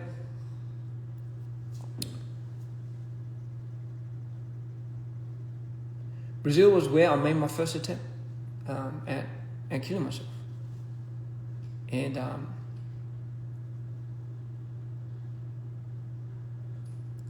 by the grace of God,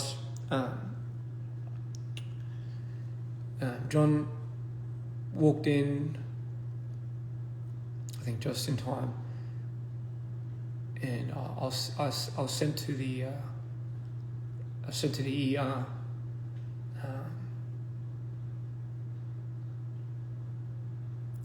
You guys gotta understand the reason why John goes at people on Twitter, on X, sorry, the way he does when somebody says something for me is because he was the only person that was there to see what I was going through. The only dude that fucking went traumatic, got the traumatic end of it, and still stuck through. None of the other boys, none of the other fellas were there to see that. And again, that's not to say it's on you. It's not to say that everyone was a victim. Everyone was going through it. How can I see somebody that's fucking going through it, and how can I show them that I'm bleeding? But at the same time, my mind, you got to understand, this is why context is important. This is where I was coming from. I thought this is the end, and it just happened. I was like, fuck, can't take it anymore. I was like, fuck, here you go. Is this what you wanted? And then yeah, Brazil would be the first attempt, and I'll come close to it. Still wouldn't give a shit. And because honestly, like, there's nothing more to lose in life, really. And I thought about my mum, even called a few of my parents. Some of my friends.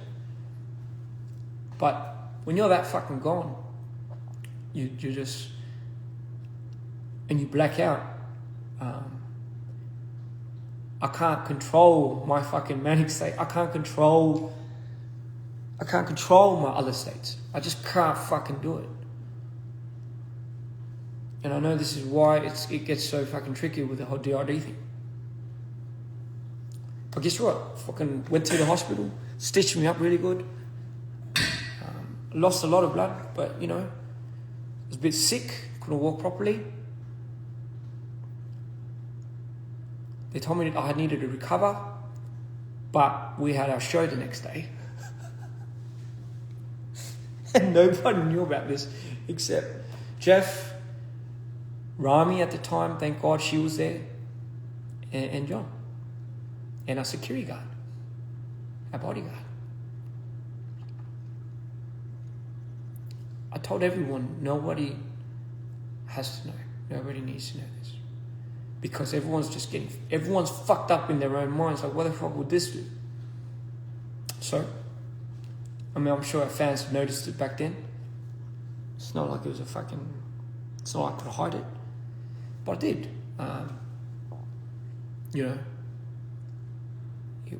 And I'm sure at a certain point in time, my team started seeing that.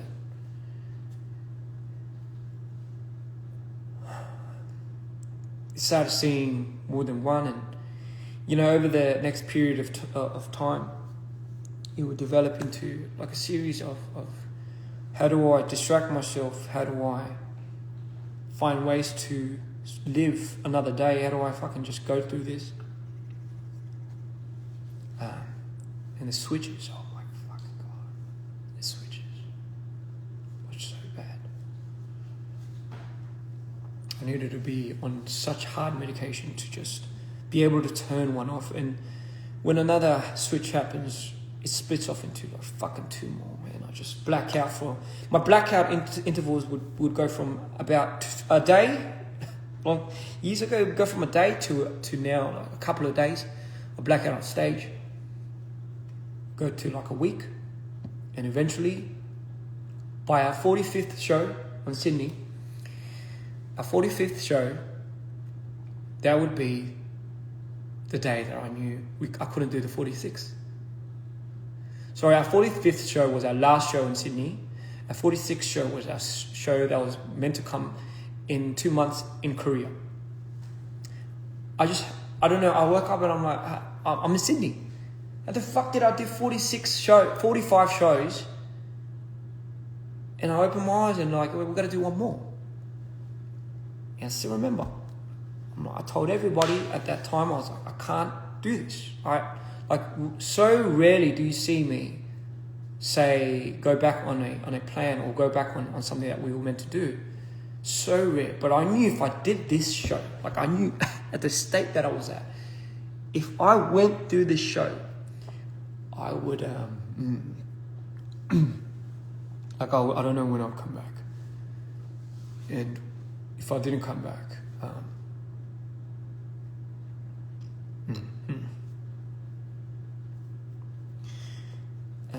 it would,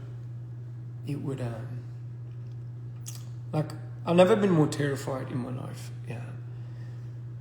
Never in my life have I been more terrified about opening my eyes and not realizing what I had done, or who I was with, or where I was at, or what had just happened. And here's the thing, when you get to that state and you look around and you see the people's faces, and the reason why I couldn't Well, the reason why people couldn't really take it was because, the first thing they said to me was like, "You're going to put these people in debt." Like that was the answer back. And I know, listen, they had no idea the exact state that I was going through.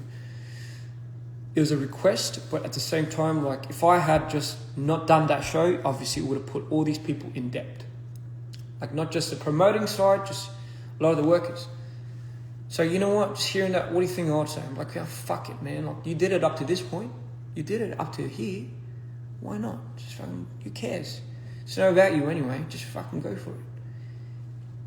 And I did it. And I went on stage and I blacked out. I blacked out for what? How much was it? A month. Exactly a month. And the saddest part is I woke up in Korea. I woke up in the hospital. Getting fucking stitched up again.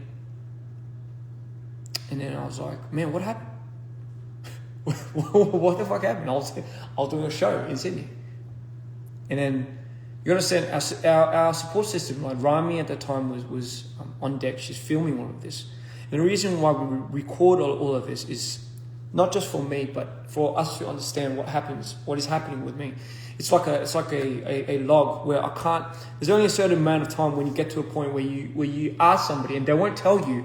So you get all these trust issues from people not really telling you exactly what you did and what happened.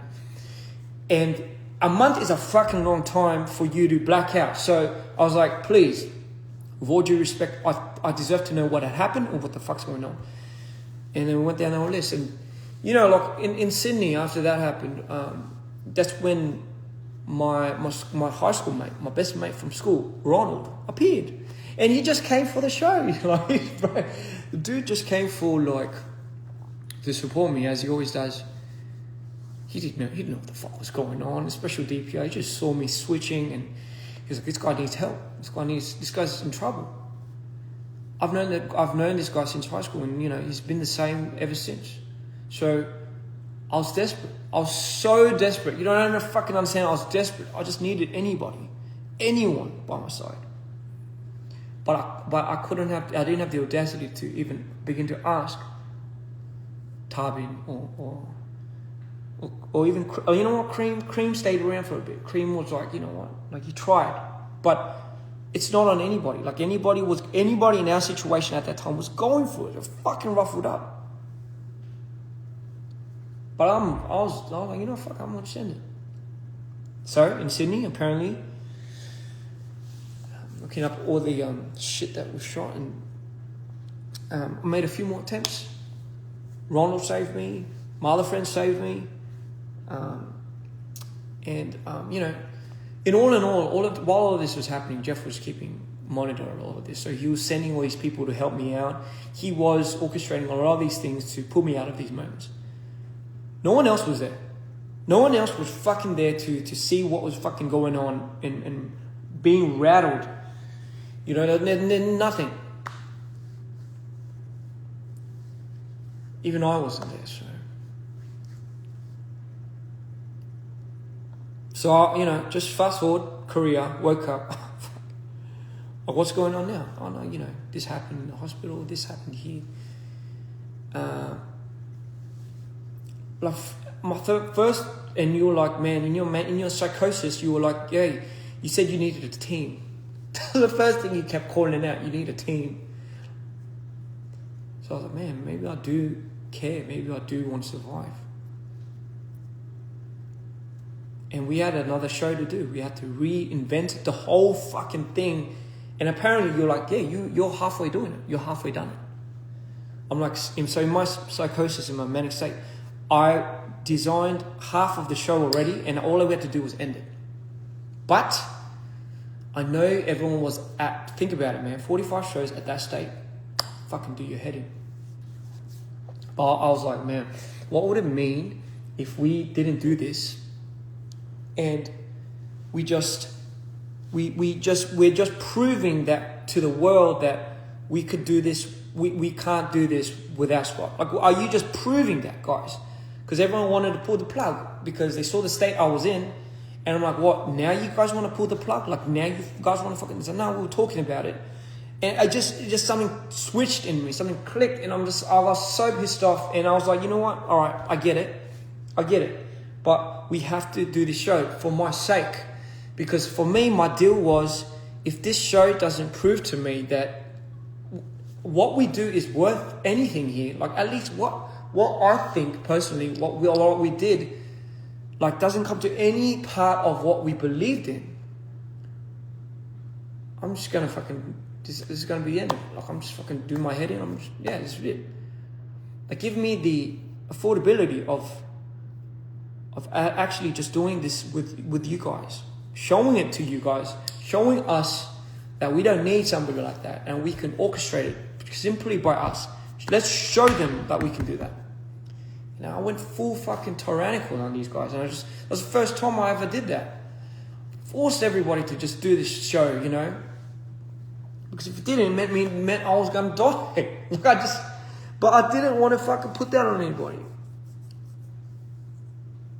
But I just needed, you know, like I was just desperate, guys. Like you guys, I don't even know how to fucking say it. I just needed something. I needed someone.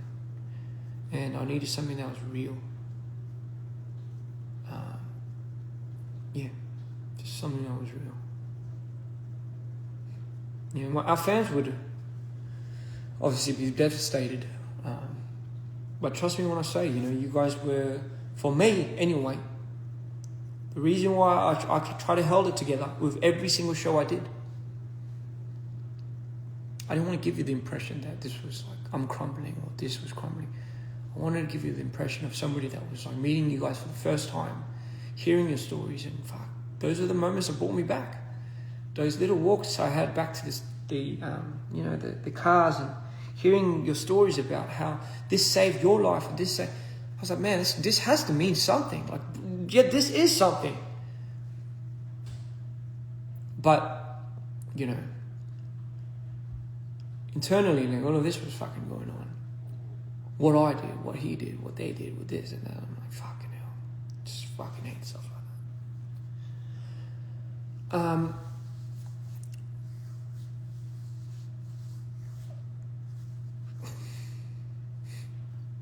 So I think a lot of people are missing the point.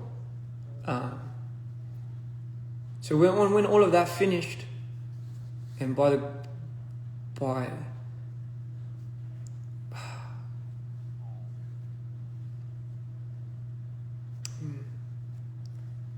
thankfully, it was a show that, you know, would save my life. No, and you got to understand, like, it was not even the show. It was not because of the outcome of the show or whatever. It was when I went back and, you know, I wasn't going to go to the after party. I was just going to end it there. Like, you know what? This is it. I finished it. I did my job. I'm not good anymore. I'm going.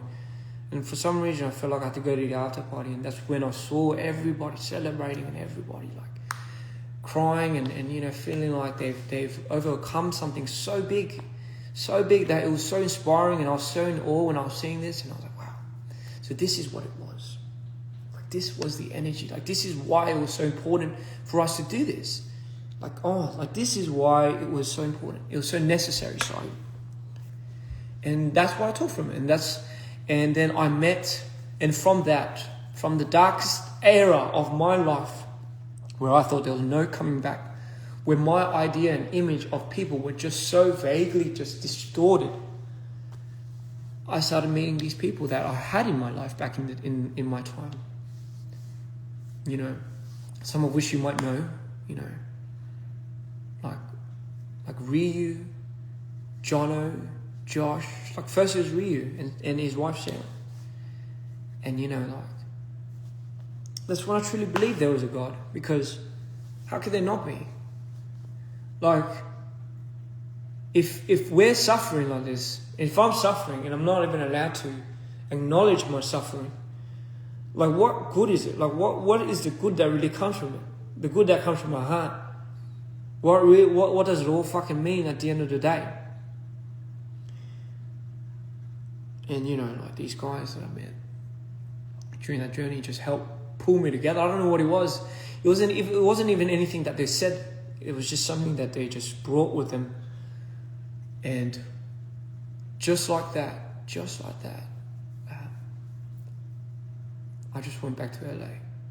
Before I went back to LA, I remember putting some of the boys into the room. I'm sure you guys remember what I said. I said, give me something real.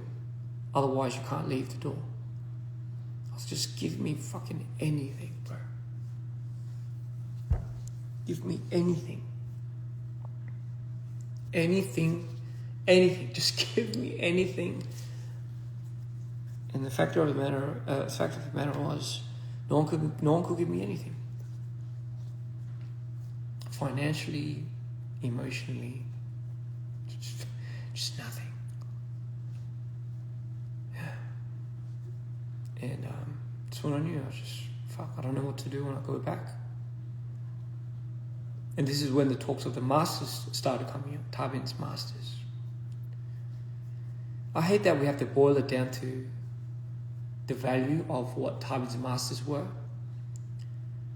But the way we built his archive, I guess you would say, Cream's involvement, my involvement, even Scott's, it wasn't very much like any other team's, I guess you could say, involvement in creating an artist. A lot of the DNA of DPR does come from the concepts that we've derived and I managed to put on from mind to paper. We have such a role to play in our elements that, it's kind of like a shared property, if you were to say, amongst everyone.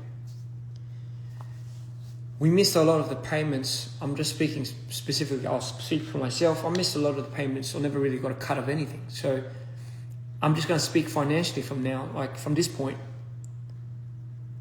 The only thing that we could equate value to, that I could equate value to, of what I was ever doing, was in DPR life, as much as I hate to say it. Not just me, Cream, Chunyong, but like when we heard that, you were gonna you got up and left for the best reasons for yourself, obviously, and we support that. Like it's not something that it's not like a difficult thing for us to grasp why you needed that for yourself. But like just what we had done and what Scott disallocated that with was like hearing that he had still full masters, like he was signed over the shares, was like was just insane. Like I wasn't even in the conversation when this happened, and you see what it does to me. Like you see where this fucking. It's not about me having anything now. This is the point that everyone's missing. I couldn't give a shit less. I really couldn't care less about his masters now. I really don't give a fuck. Just make sure we give it out to the people that deserve it here. And I'll say it on this live, but I don't even need to get a cut out of that. Let's just make sure we distribute it to at least Cream or even Junior. At least the people that did something. So then we know whatever we did at least in the past and whatever we decide to do in the future going forward, at least they have a part of something that they thought was real and it's just not completely destructed. Just that much, right? Yeah, just that much. When I heard what you did with the Masters Scott and who you gave it to,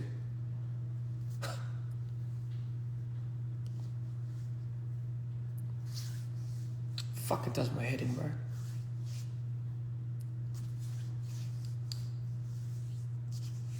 Number one, the fact that you had it, sorry. And number two, the fact that you gave that to somebody that I just fucking cannot believe that you gave it to. And he sold it. But again, I was in none of these conversations. I'm telling you myself. None of it. And I get it. When people are jaded and fume, I get it. But fucking hell. Just give me anything then, bro. But we can't. Because, we can't. Because the money's all been used. We can't. Financially, I can't retire my mum yet. Which I can't. I just fucking can't. So you're telling me, like, I have to now start making money as an artist now? What if I didn't become an artist? So the mere thought of me not becoming an artist is now what played heavy. Holy fuck. We've all been fucked. Like, so the only way I've ever earned money was when I became an artist, to exploit myself while investing into myself, while investing into others, while creating a whole DNA brand of this, while doing this, while doing that, while doing this. But fuck your 10 years of doing what you did in the past. Fuck your salvation. You're not going to get paid for it. Just start all over again, bro. Start all over again with a new team. Just start all over again. Don't worry, we'll get you your trademark back. We'll get it. The fuck does that even mean without you guys? What does any of that mean? What does any of this mean?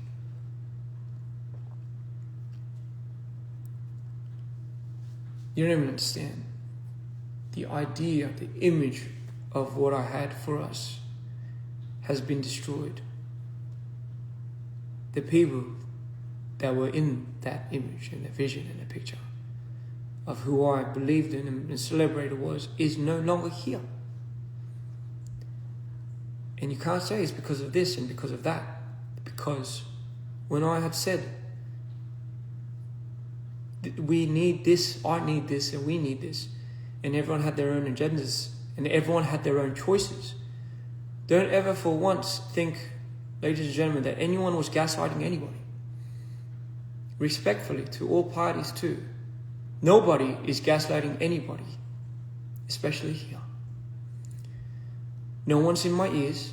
No one's influencing me to do any of this. If anything, I look at our boys and I can't drop it. It's like I'm getting hit by like fire. I'm getting hit by like arrows. And people are all on these other side of the fences, and they're saying, hey, fucking don't shoot arrows at this guy. Hey, make sure you're not, like, everyone's just talking on my behalf and not even fucking even asking me like how I feel about this thing. Yeah, but it's for you, man. It's for you. It's for you. Like, all my fucking life I've been hearing it. It's like, for you, bro. It's for you. And every single time I hear that, like, it's just like no one is here.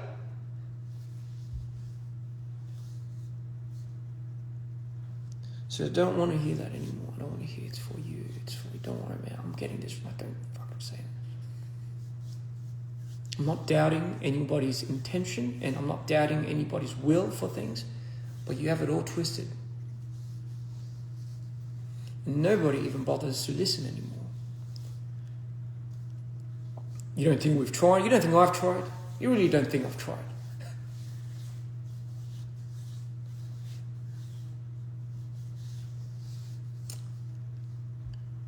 So fast forward. Okay, now we're here. It's going slowly to what I'm talking about, the prison. Alright, man, fuck. So tell me then, like, during the last 3 years then, like, what had happened? When the tour ended, and when I went back to LA, I thought we were going to start all over again. I thought that was the whole plan. The contingency plan was, you can still do your own thing, but like, you haven't exactly left this brand. That was the very last things we told you, like, like, hey, like, take as much time as you need. And again, I'm always that person, I'm always that brother that will be here to fucking welcome you when I do. But I told you at a certain point in time that there must be direction that you choose, not because I want you to choose sides, but because it's going to be hard on you. And I know you remember me telling you this. Me doing this from ground up just does not make sense. Just does not make any sense. Like I'm 35 now. I don't have it in me to start from my own capital, start from ground zero. So what you ask of me, to walk away from the person that has facilitated everything, the person that has done all of this and this and this, and I told you, and this was right around roughly the time that I think you came over to tell me, and this is when I was, because bro, somebody has to take care of Kareem and Nardik and their artistry, Chunyong. Somebody has to do that. Like having to go off of certain words, allegations, accusations without any fallout backup plan. Were those accusations, allegations were to be wrong, for example, without any given ground evidence, can really mean the death of a lot of people. Like you don't even fucking understand. If we don't have a contingency plan, if we don't have a backup plan, realistically, the boys and everyone are just going to be, there's going to be no place to belong. Like everything is going to fall apart. A structure, a system, like whether we hate it or not. So until, this is the one thing I told you was, and this was the period of time when I was making stuff for Do or Die, and I was helping Artik with his music video. I was shooting it. I was doing his songs for that. And you had come over, and we had talked about this. And I remember the last conversation I've had with him was, bro, let's just give me hard ground evidence. Otherwise, I can't just fall on words, and you can't. And I hope no one can blame me for that because of just all the shit that I went through. And it was just, I needed something to be real, much more real, other than just like something that is just like, this was meant to be like this was meant to be like that. And for whatever reason, I was like, okay, like I'm still open to all of this, man. Like I'm still open to it. As a brother, I love this guy. Like this is just something that, again, was something I needed to make sure I had grounded. Had this give in, I would not be here. Like that is why it's so important, and this is why I'm telling you. Like I do not want to fuck around anymore with my life, me personally. Not telling everyone is doing that, but for me, like there's got to be a point in time where I just got to hold myself and just stop and just follow my intuition. So for me, I just thought, you know what, like until something until something becomes more solidifying, I can't move, I can't budge.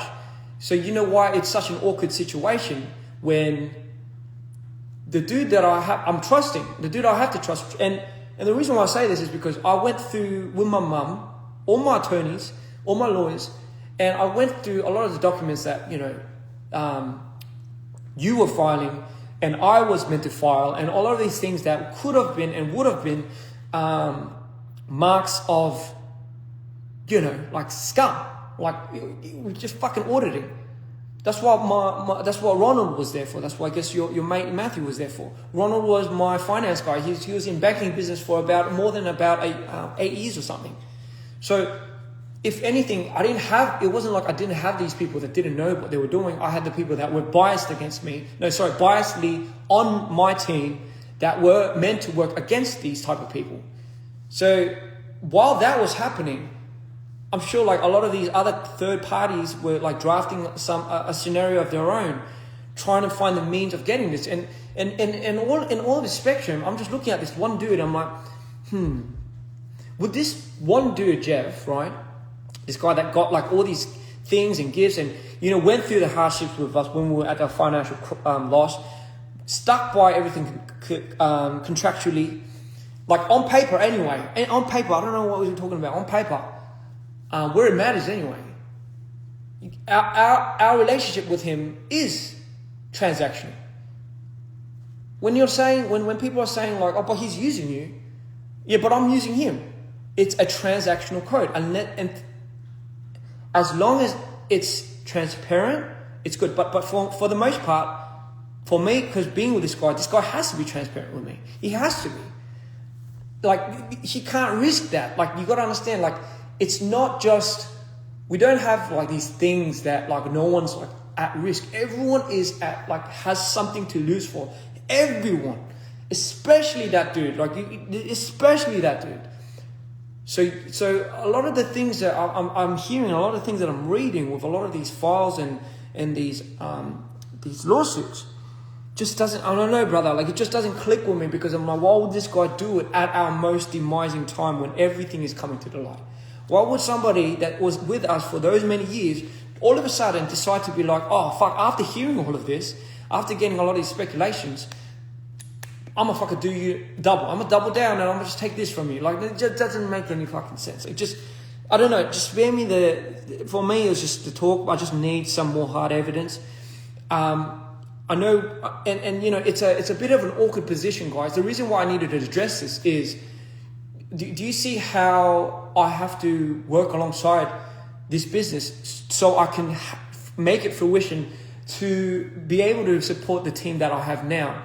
Otherwise, it's a very awkward scenario where we're now giving speculation without context to fans, and fans are thinking, man, this guy's being manipulated. Like, holy shit, this Jeff guy, fucking this guy up. And by all means, if those come to fruition and those are facts and those are something that we can prove later on, and that is like, bro, I'll admit it.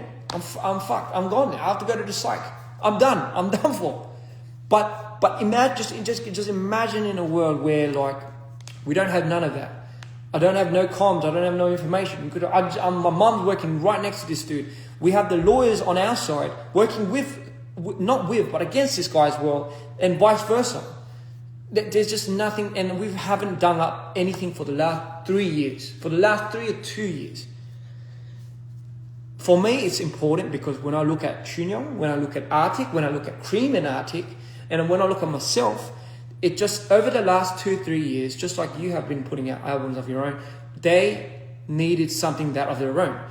If I was to start that all from ground up and try to bring it up from nothing again, like I just don't have it in me. I can't base it. It's just too big of a thing for me to base my life on now. Like, I rather have this somehow figured out. And I just never understood.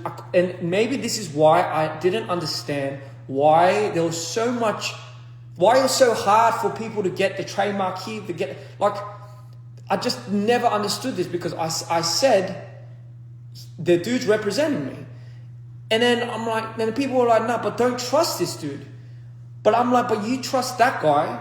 Like, you have your own man. You have your own dude. And I don't know that dude.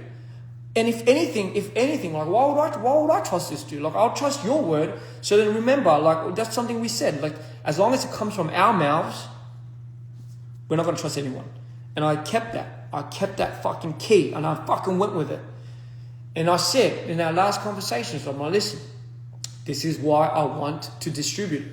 This is the only reason why I want to distribute it. And I'm sure you remember, I was like, listen, this is like, I don't need to take a big branch from this. I was like, man, I'm even willing to break it off with Scott, because I believe still credit is deserved where credit is due. What the fuck that means. But for me, that's the only reason. Like, I don't even give a fuck about the trademarks and all of that. Like, if that's what it takes for you to, you know, also be at peace, I'm like, at least give something for everybody, so, you know, we can start continuing on with our lives. And I said, it's just, that was it. Like, I don't need to get anything from that. That was the only reason why I wanted it. I didn't want it for any other reason otherwise. Like, it just, like, because the whole trademark thing, the whole DPR thing, being able to use DPR doesn't mean shit without you guys. Like, it doesn't mean shit without the team that I thought we once were. And mind you guys, like, even our OG fans that were there from day one, you don't even know the deep and dirty of all of this. And this is why I think you guys deserve to know where this comes to play. How much some people did for this and this and this, and how much it means like something for somebody.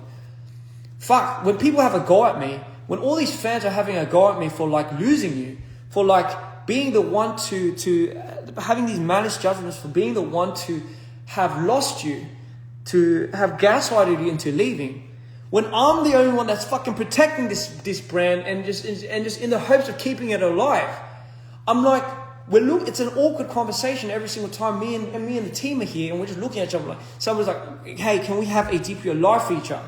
And I look at this guy, I'm like, no, DPR Live hasn't left yet. Like, but I don't know what's happening, because I don't know how, like, I don't know how they're going to resolve. And in the beginning, it was that result, and somehow it led to me, and then somehow it led to Scott coming into the picture again, which I just didn't fucking understand. And again, and I'll and I'll go to him and I'll message him and I'll listen. I'm like, you tell me if there's something that you and Tavi knows that I don't about this Jeff guy. Because if you are keeping something from me, that's technically you are acting against me as well. You're not doing it for me. You're all these claims you're doing, all these fast lawsuits and everything are taking a hit on the brand. When you make words like, let's scratch DPR off, like when you do stuff like that, it's like taking a big chunk out of me. It's just fucking me up. And it's like, but I got to like explain to these guys, hey, wait a second, guys. Like I'm trying to keep live alive, but it's not me that's like doing this. Like trust me, I want us to be who we were more than anybody in the world. Like I don't like the spotlight. I really don't. I fucking hate the spotlight. I say this in every single one of my shows. I hate that all the focus has now come onto me because that was never the plan to begin with. It was never like, we never talked about it in a way where we're like, yeah, let's just end with fucking DPR IAN. It was like we had all these DPRs in front of us and fucking hell, like everything we've built it around, just like, I just can't like this is the aftermath. And guys, this is not like to say that we're blaming like Tarbin and we're blaming, if anything, I'm blaming Scott, but like I'm not having a go at this guy right now. It's just no one even bothers to see this side of the spectrum of like, somebody has to do something for this guy, then somebody has to do something for this guy. What about Cream and Arctic? It's not just about Ian live, it's also about Cream, Arctic, Junyoung, John. It's about all of these guys, but what about them?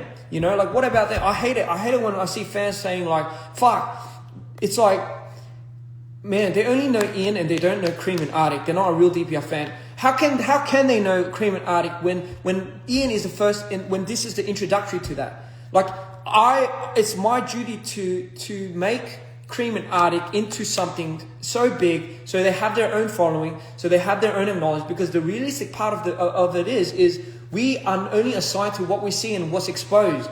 We have to grow our own fandom. Just because we have this whole DPR name and this whole legacy, it's not who we were. That kills me every single night. I can't sleep. I go down and I close my eyes and I think, fuck, what have we become? And then what do I have to turn up for to my fans? Because my fans need an answer. My fans don't deserve to be in the dark. Half our fans left the minute live left. So it's just like, all right, yeah, I'm just going to pretend like nothing's happened. And now now I have to base it on people's, on words, on some type of affirmation of like, you got to get out, you got to do this, you got to do that, you got to do this. I'm just so fucking, I fucking had it. Just with people that can't even give anything to me. I just fucking had it. What do I get out of it? Like people that are saying, oh yeah, you're like, you're exploiting it. What have I gotten out of it except for these fucking scars? Like what have I really gotten out of this? What have I got out of anything? And right now, even now, right, when you say, well, how are we gonna make money, bro? I gotta step up my artistry. I gotta play your role. I gotta play Scott's role, and I gotta play my role now. And after triple the amount of work, in order for us to fucking.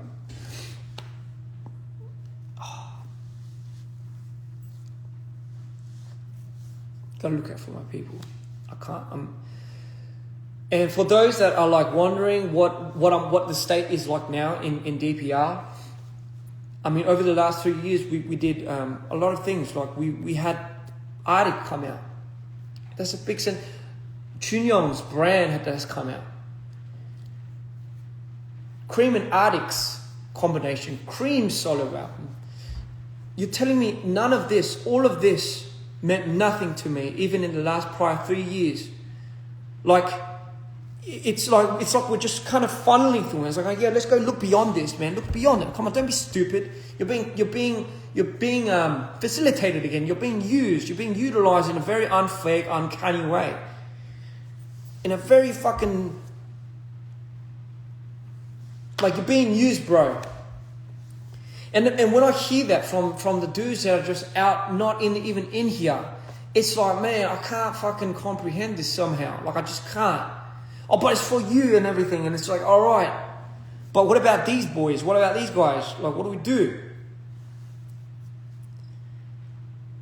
The last 3 years have been probably the most turmoil without you, because I sincerely miss you. I sincerely miss how we were. I sincerely miss the team and who we were before. But if things can't come to, if like nothing can come to clear, like even after 2 or 3 years, like, and you're telling me in the 2 years I wouldn't have done nothing.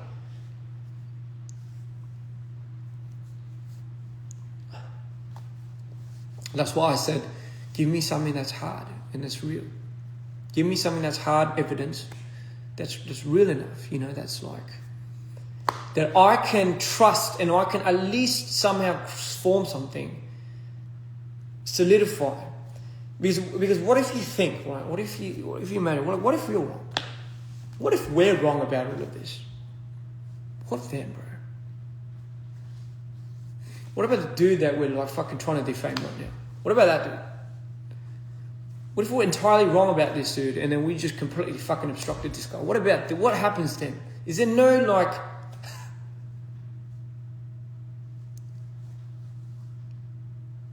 I'm in such a fucking awkward position right now,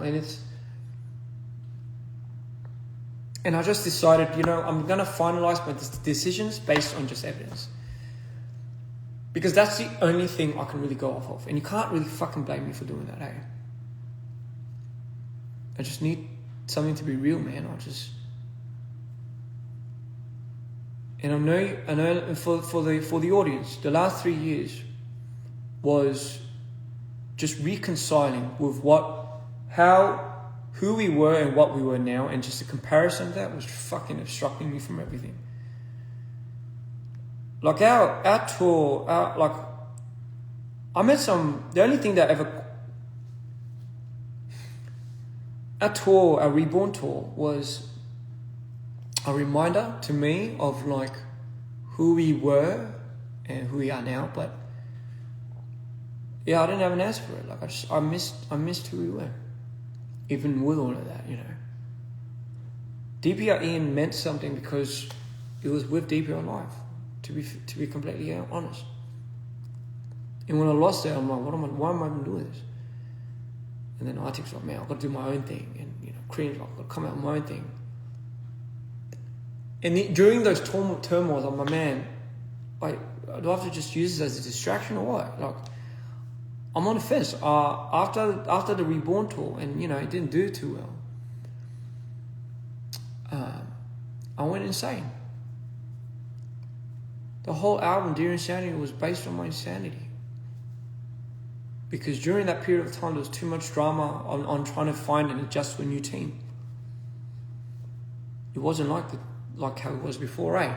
But fuck, I was somehow ironically finding more ground, finding more peace, but not with the peace of my vision for DPR. I still remember, maybe it was a realization of realizing, like, fuck, did I really enforce too much of my vision onto you? Did I really enforce too much onto this guy? Where, like, I didn't even know what was happening. So I started, like, fucking being myself. I'm like, yeah, fuck. Maybe that pressure just really got to this guy. And when he finally got there, he mustered enough independence and courage to do something of his own. He fucking went for it. And I remember that was the day I applauded this guy. I'm like, yo, you got it. You fucking got it.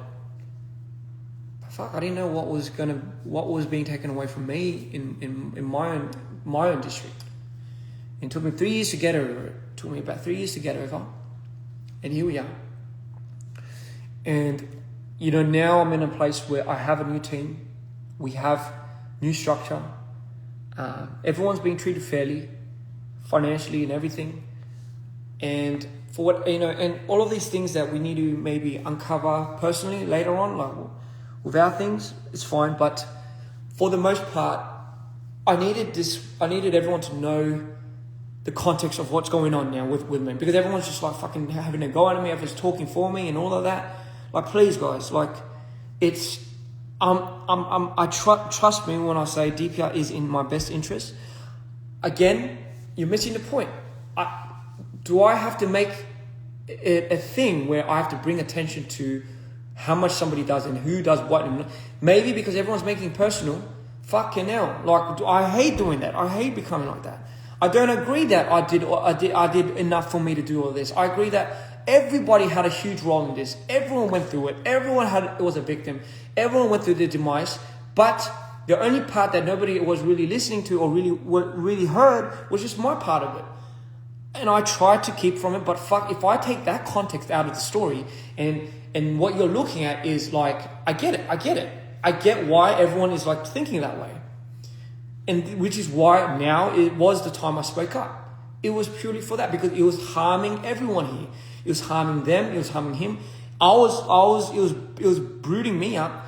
And when I see like instances of like Scott coming back into the picture, and like all of that, like just fucking fucks me up a little bit, because it's like, did we not forget? Did we not forget how this all fucking propelled into shape? Did we not forget? So don't come at me for not like controlling myself, my part of that. I did everything I can to fucking hold that to my wit. Oh, fuck. Sorry, I wrote like all these fucking things I wanted to say, but I just went off task.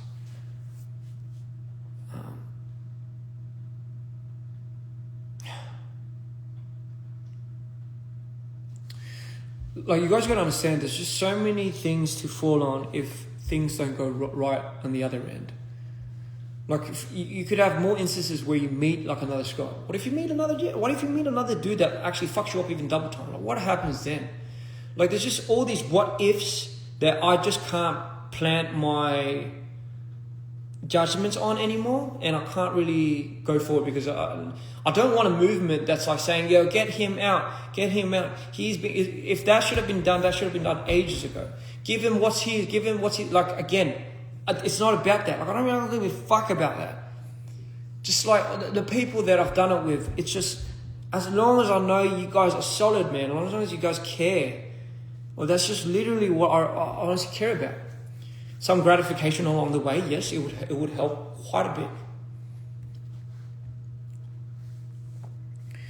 I'm always open to fair agreement, but again, nothing was really finalized by me when it came to a lot of these, like, back and forth, like who gets what, who gets this, like it. And then the fact that everyone's making it about that is what pissed me off. It's what fucking infuriated me, because it was like, bro, it's not even about that.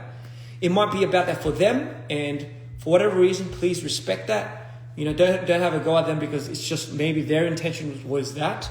I'm telling you how it is from my perspective, from my personal thing, from my own mouth.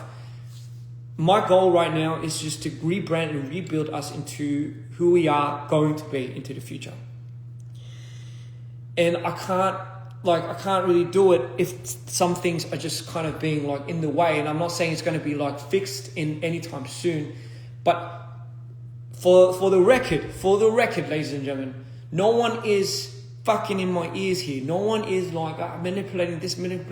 If not, I do have an advantage point in this situation, but I just am not seeing what everyone is trying to do. Like, I'm open arms right now. Just fucking, if we want to somehow work out together, like, let's just do something in a way where there's like, where I think a lot of people in a different party are having misconcepted ideas that I'm like this, or I'm getting affected, which I'm not. No one's brainwashing me or anything. I'm quite happy. I'm the happiest I've ever been I'm actually the happiest I've ever been in the last 10, 15 years of my life.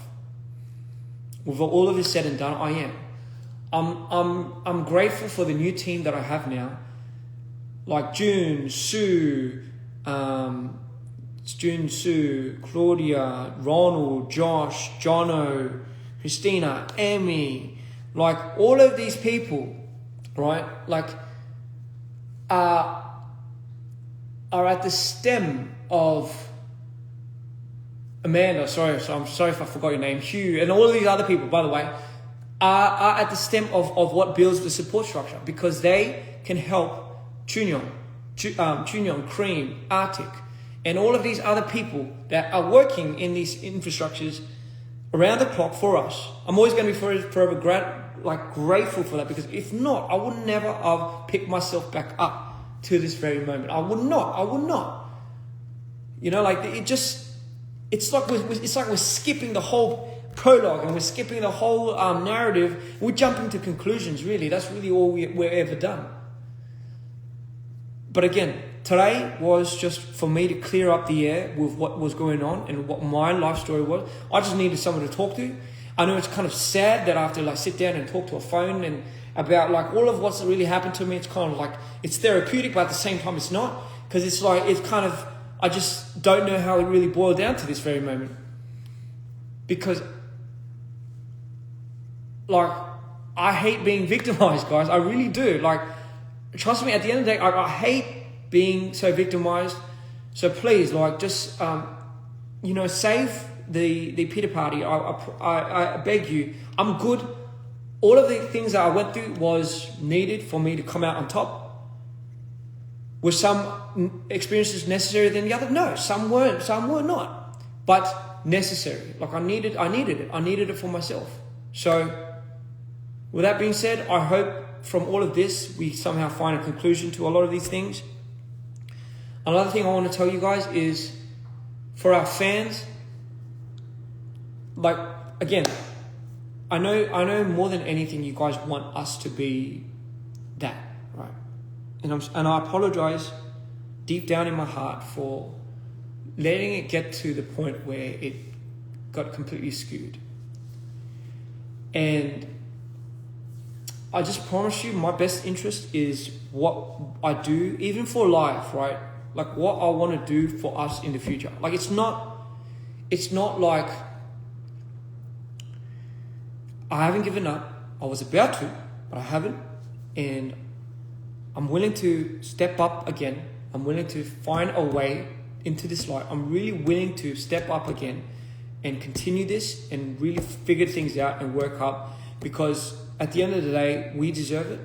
I deserve it. Our fans deserve it. And it's something that we can do. We can come out from these fucking ashes. And if I was somebody that gave up, what would I be representing as well, personally, to my fans? Like my fans, I know, struggle to a certain extent with their own problems. I just didn't want to be the voice of somebody that was like the result of their, I guess you could say, their demise. And I did not want to give that a go. I didn't want to give a go of me losing. And,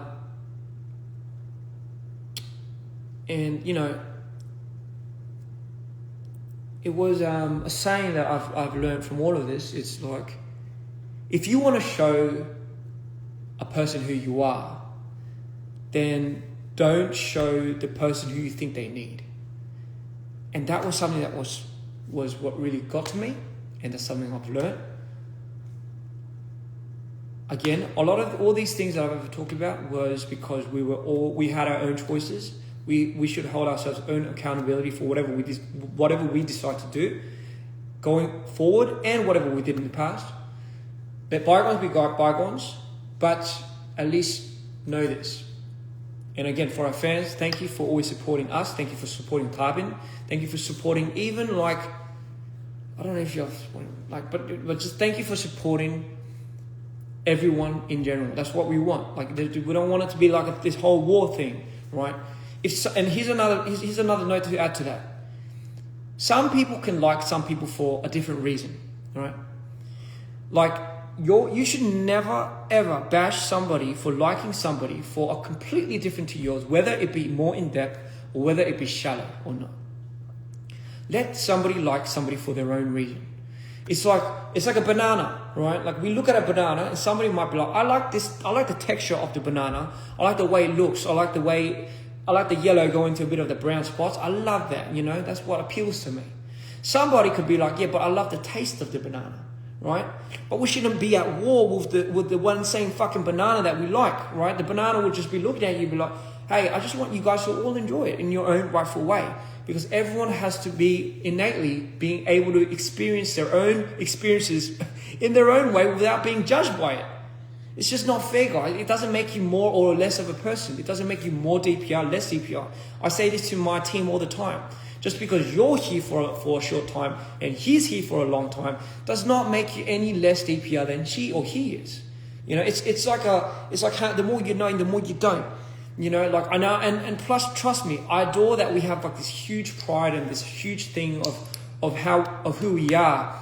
And because that's being so obscured, we reminisce about these nostalgic times like, fuck, I miss when DPR was like that. I miss when DPR was like that. Trust me, I'm the one to do that the most out of everybody. I'm trying to set the record straight. I'm trying to get things aligned. I'm trying to make things work here, while doing these shows and while trying to greet our new fans into this fandom. But let's not shoo them away. Let's, if anything, let's be respectful. Let's be insightful. Let's teach them. Let's teach them in a way. And if they don't speak our language, fine. Don't go to the measures of having to open yourselves up and then them fucking going off and fucking off. It doesn't bother me. It does not bother me. I'm telling you first of all, it doesn't bother me. Right? It bothers me when I see you guys bothered by it. Oh man, like it gives me fucking a stroke looking at this and just thinking like, oh my God, like I don't want you to feel invalidated by the way you like somebody, because here's the thing. What if somebody just knows me, not Cream and Arctic, for example? What if somebody likes, let's another example. What if somebody came across Cream, right? But for that person, Cream is the most important person. Doesn't matter if it's Arctic or Ian in DPR. Doesn't matter. Cream is important to them because Cream saved this person's life, A, B, and C. And to them, you should never invalidate that experience to them because it's innately their own. Why are you taking that away from them? Why are you trying to skew their love for that person? It's like it's the same thing. That doesn't make them not like or not appreciate Ian and Live and you know Arctic and Cream and Chunyong. Like that's not to say we don't want to see that. Like we don't want to see that. We want everyone to just love people for who they are. Some people might like this better, some people might not. Like I know a majority of the people that like DPR Live's music doesn't fuck with mine as well. Like it's just. How can you expect people to have the same interest and disinterest in the people? You can have the same respect for the brand, but we don't have to keep edging everyone to speak out about it. You know, we know the love's there. We know our day one fans. We know the pride, and some people have more than the other, and we appreciate that so much. You don't even understand. But at the same time, you know, like I just wanted to make that clear because. I sometimes see these things accumulating and you know like we favor this and we favor we don't favor anything. It's just we're here to just give you guys a show, inspire you, really get inspired back by you, and we love every instances of every moment that we build with you guys, and I mean it, every single one of you. That is what reflects on what we do. And Live could say the same thing about exactly the same thing. Arctic will say the same thing. Cream will say the same thing. Everyone will say the same thing. I promise you. So, again, with that being said, guys, we don't have to all get along. I get it. But, you know, for the most part, let's just freaking hug and kiss. Doesn't have to be like that. You know, get consent first and then do it. But generally speaking, like, come on, guys. Like, this is just the DNA of us. Like, it's just, I don't know, guys. Like, I don't know how to explain it. Let's not destroy each other is what I'm trying to say. Anyway, I've spoken for too long. I don't know if there's any things I'm missing out. No, I'm not against Tywin. No, I'm not having to go at this. Is Jeff exploiting me? No, he's not. No, he's not exploiting me. What about the Masters? It was, again, we're going to have an open discussion. Tywin's already agreed to this and this and this. Trademark. Was that really the most necessary thing for me? No. Was it necessary for them to make me have it? Probably, you know. Where did the money come from before DPR started? And I just told you, such and such and such. And this is why my support for DPR is probably a lot more passionate. And this is probably where the bias comes from. Why speak about it now? Because the rumors affect the people's jobs here. This is to set context, to ask for the evidence, to maybe set evidence, maybe peer pressure people into providing the evidence. a lot more speedy and needy, so we can kind of finally come to the light and really agree upon the decisions and finally start fucking moving forward. Am I okay? Yes, no, but aren't we all not okay and okay? We just have to battle life. We just have to get back up, just kind of brute force through it, because at the end of the day, it's worth it. You're worth it. You know, you have people that care about you. You wish them well always, and they wish you well. I just have to be more attuned to it. Again, I'd hold myself accountable for a lot of things that I've done wrong with this. A lot of things that I've made mistakes with. Maybe peer pressuring a lot of people. I didn't want to come across like that. And again, with all this said and done, I want you guys to still support Live the same. I still want you guys to support us the same. I still want you guys to keep this legion up. It's like I can't wish for anything else, right? But just know, with context, this is everything that came from me. This is what I have to say. To be honest, I'm not really looking for an answer back from anybody. It's just more like, okay, everyone said their piece, guys. Okay, right? Everyone said their piece. This is my piece. I'm okay now. Like, I'm good. I'm really good.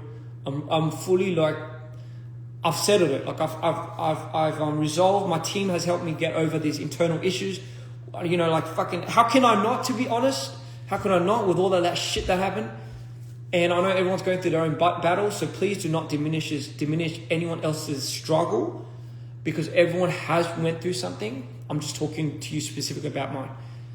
Thank you. And again, whatever comes to fruition after this, let it be, and we'll find a way to resolve it. But for now, I hope things have become more clear for everybody. Thank you. I love you all, and trust me, I want to say I love you all. I love you all.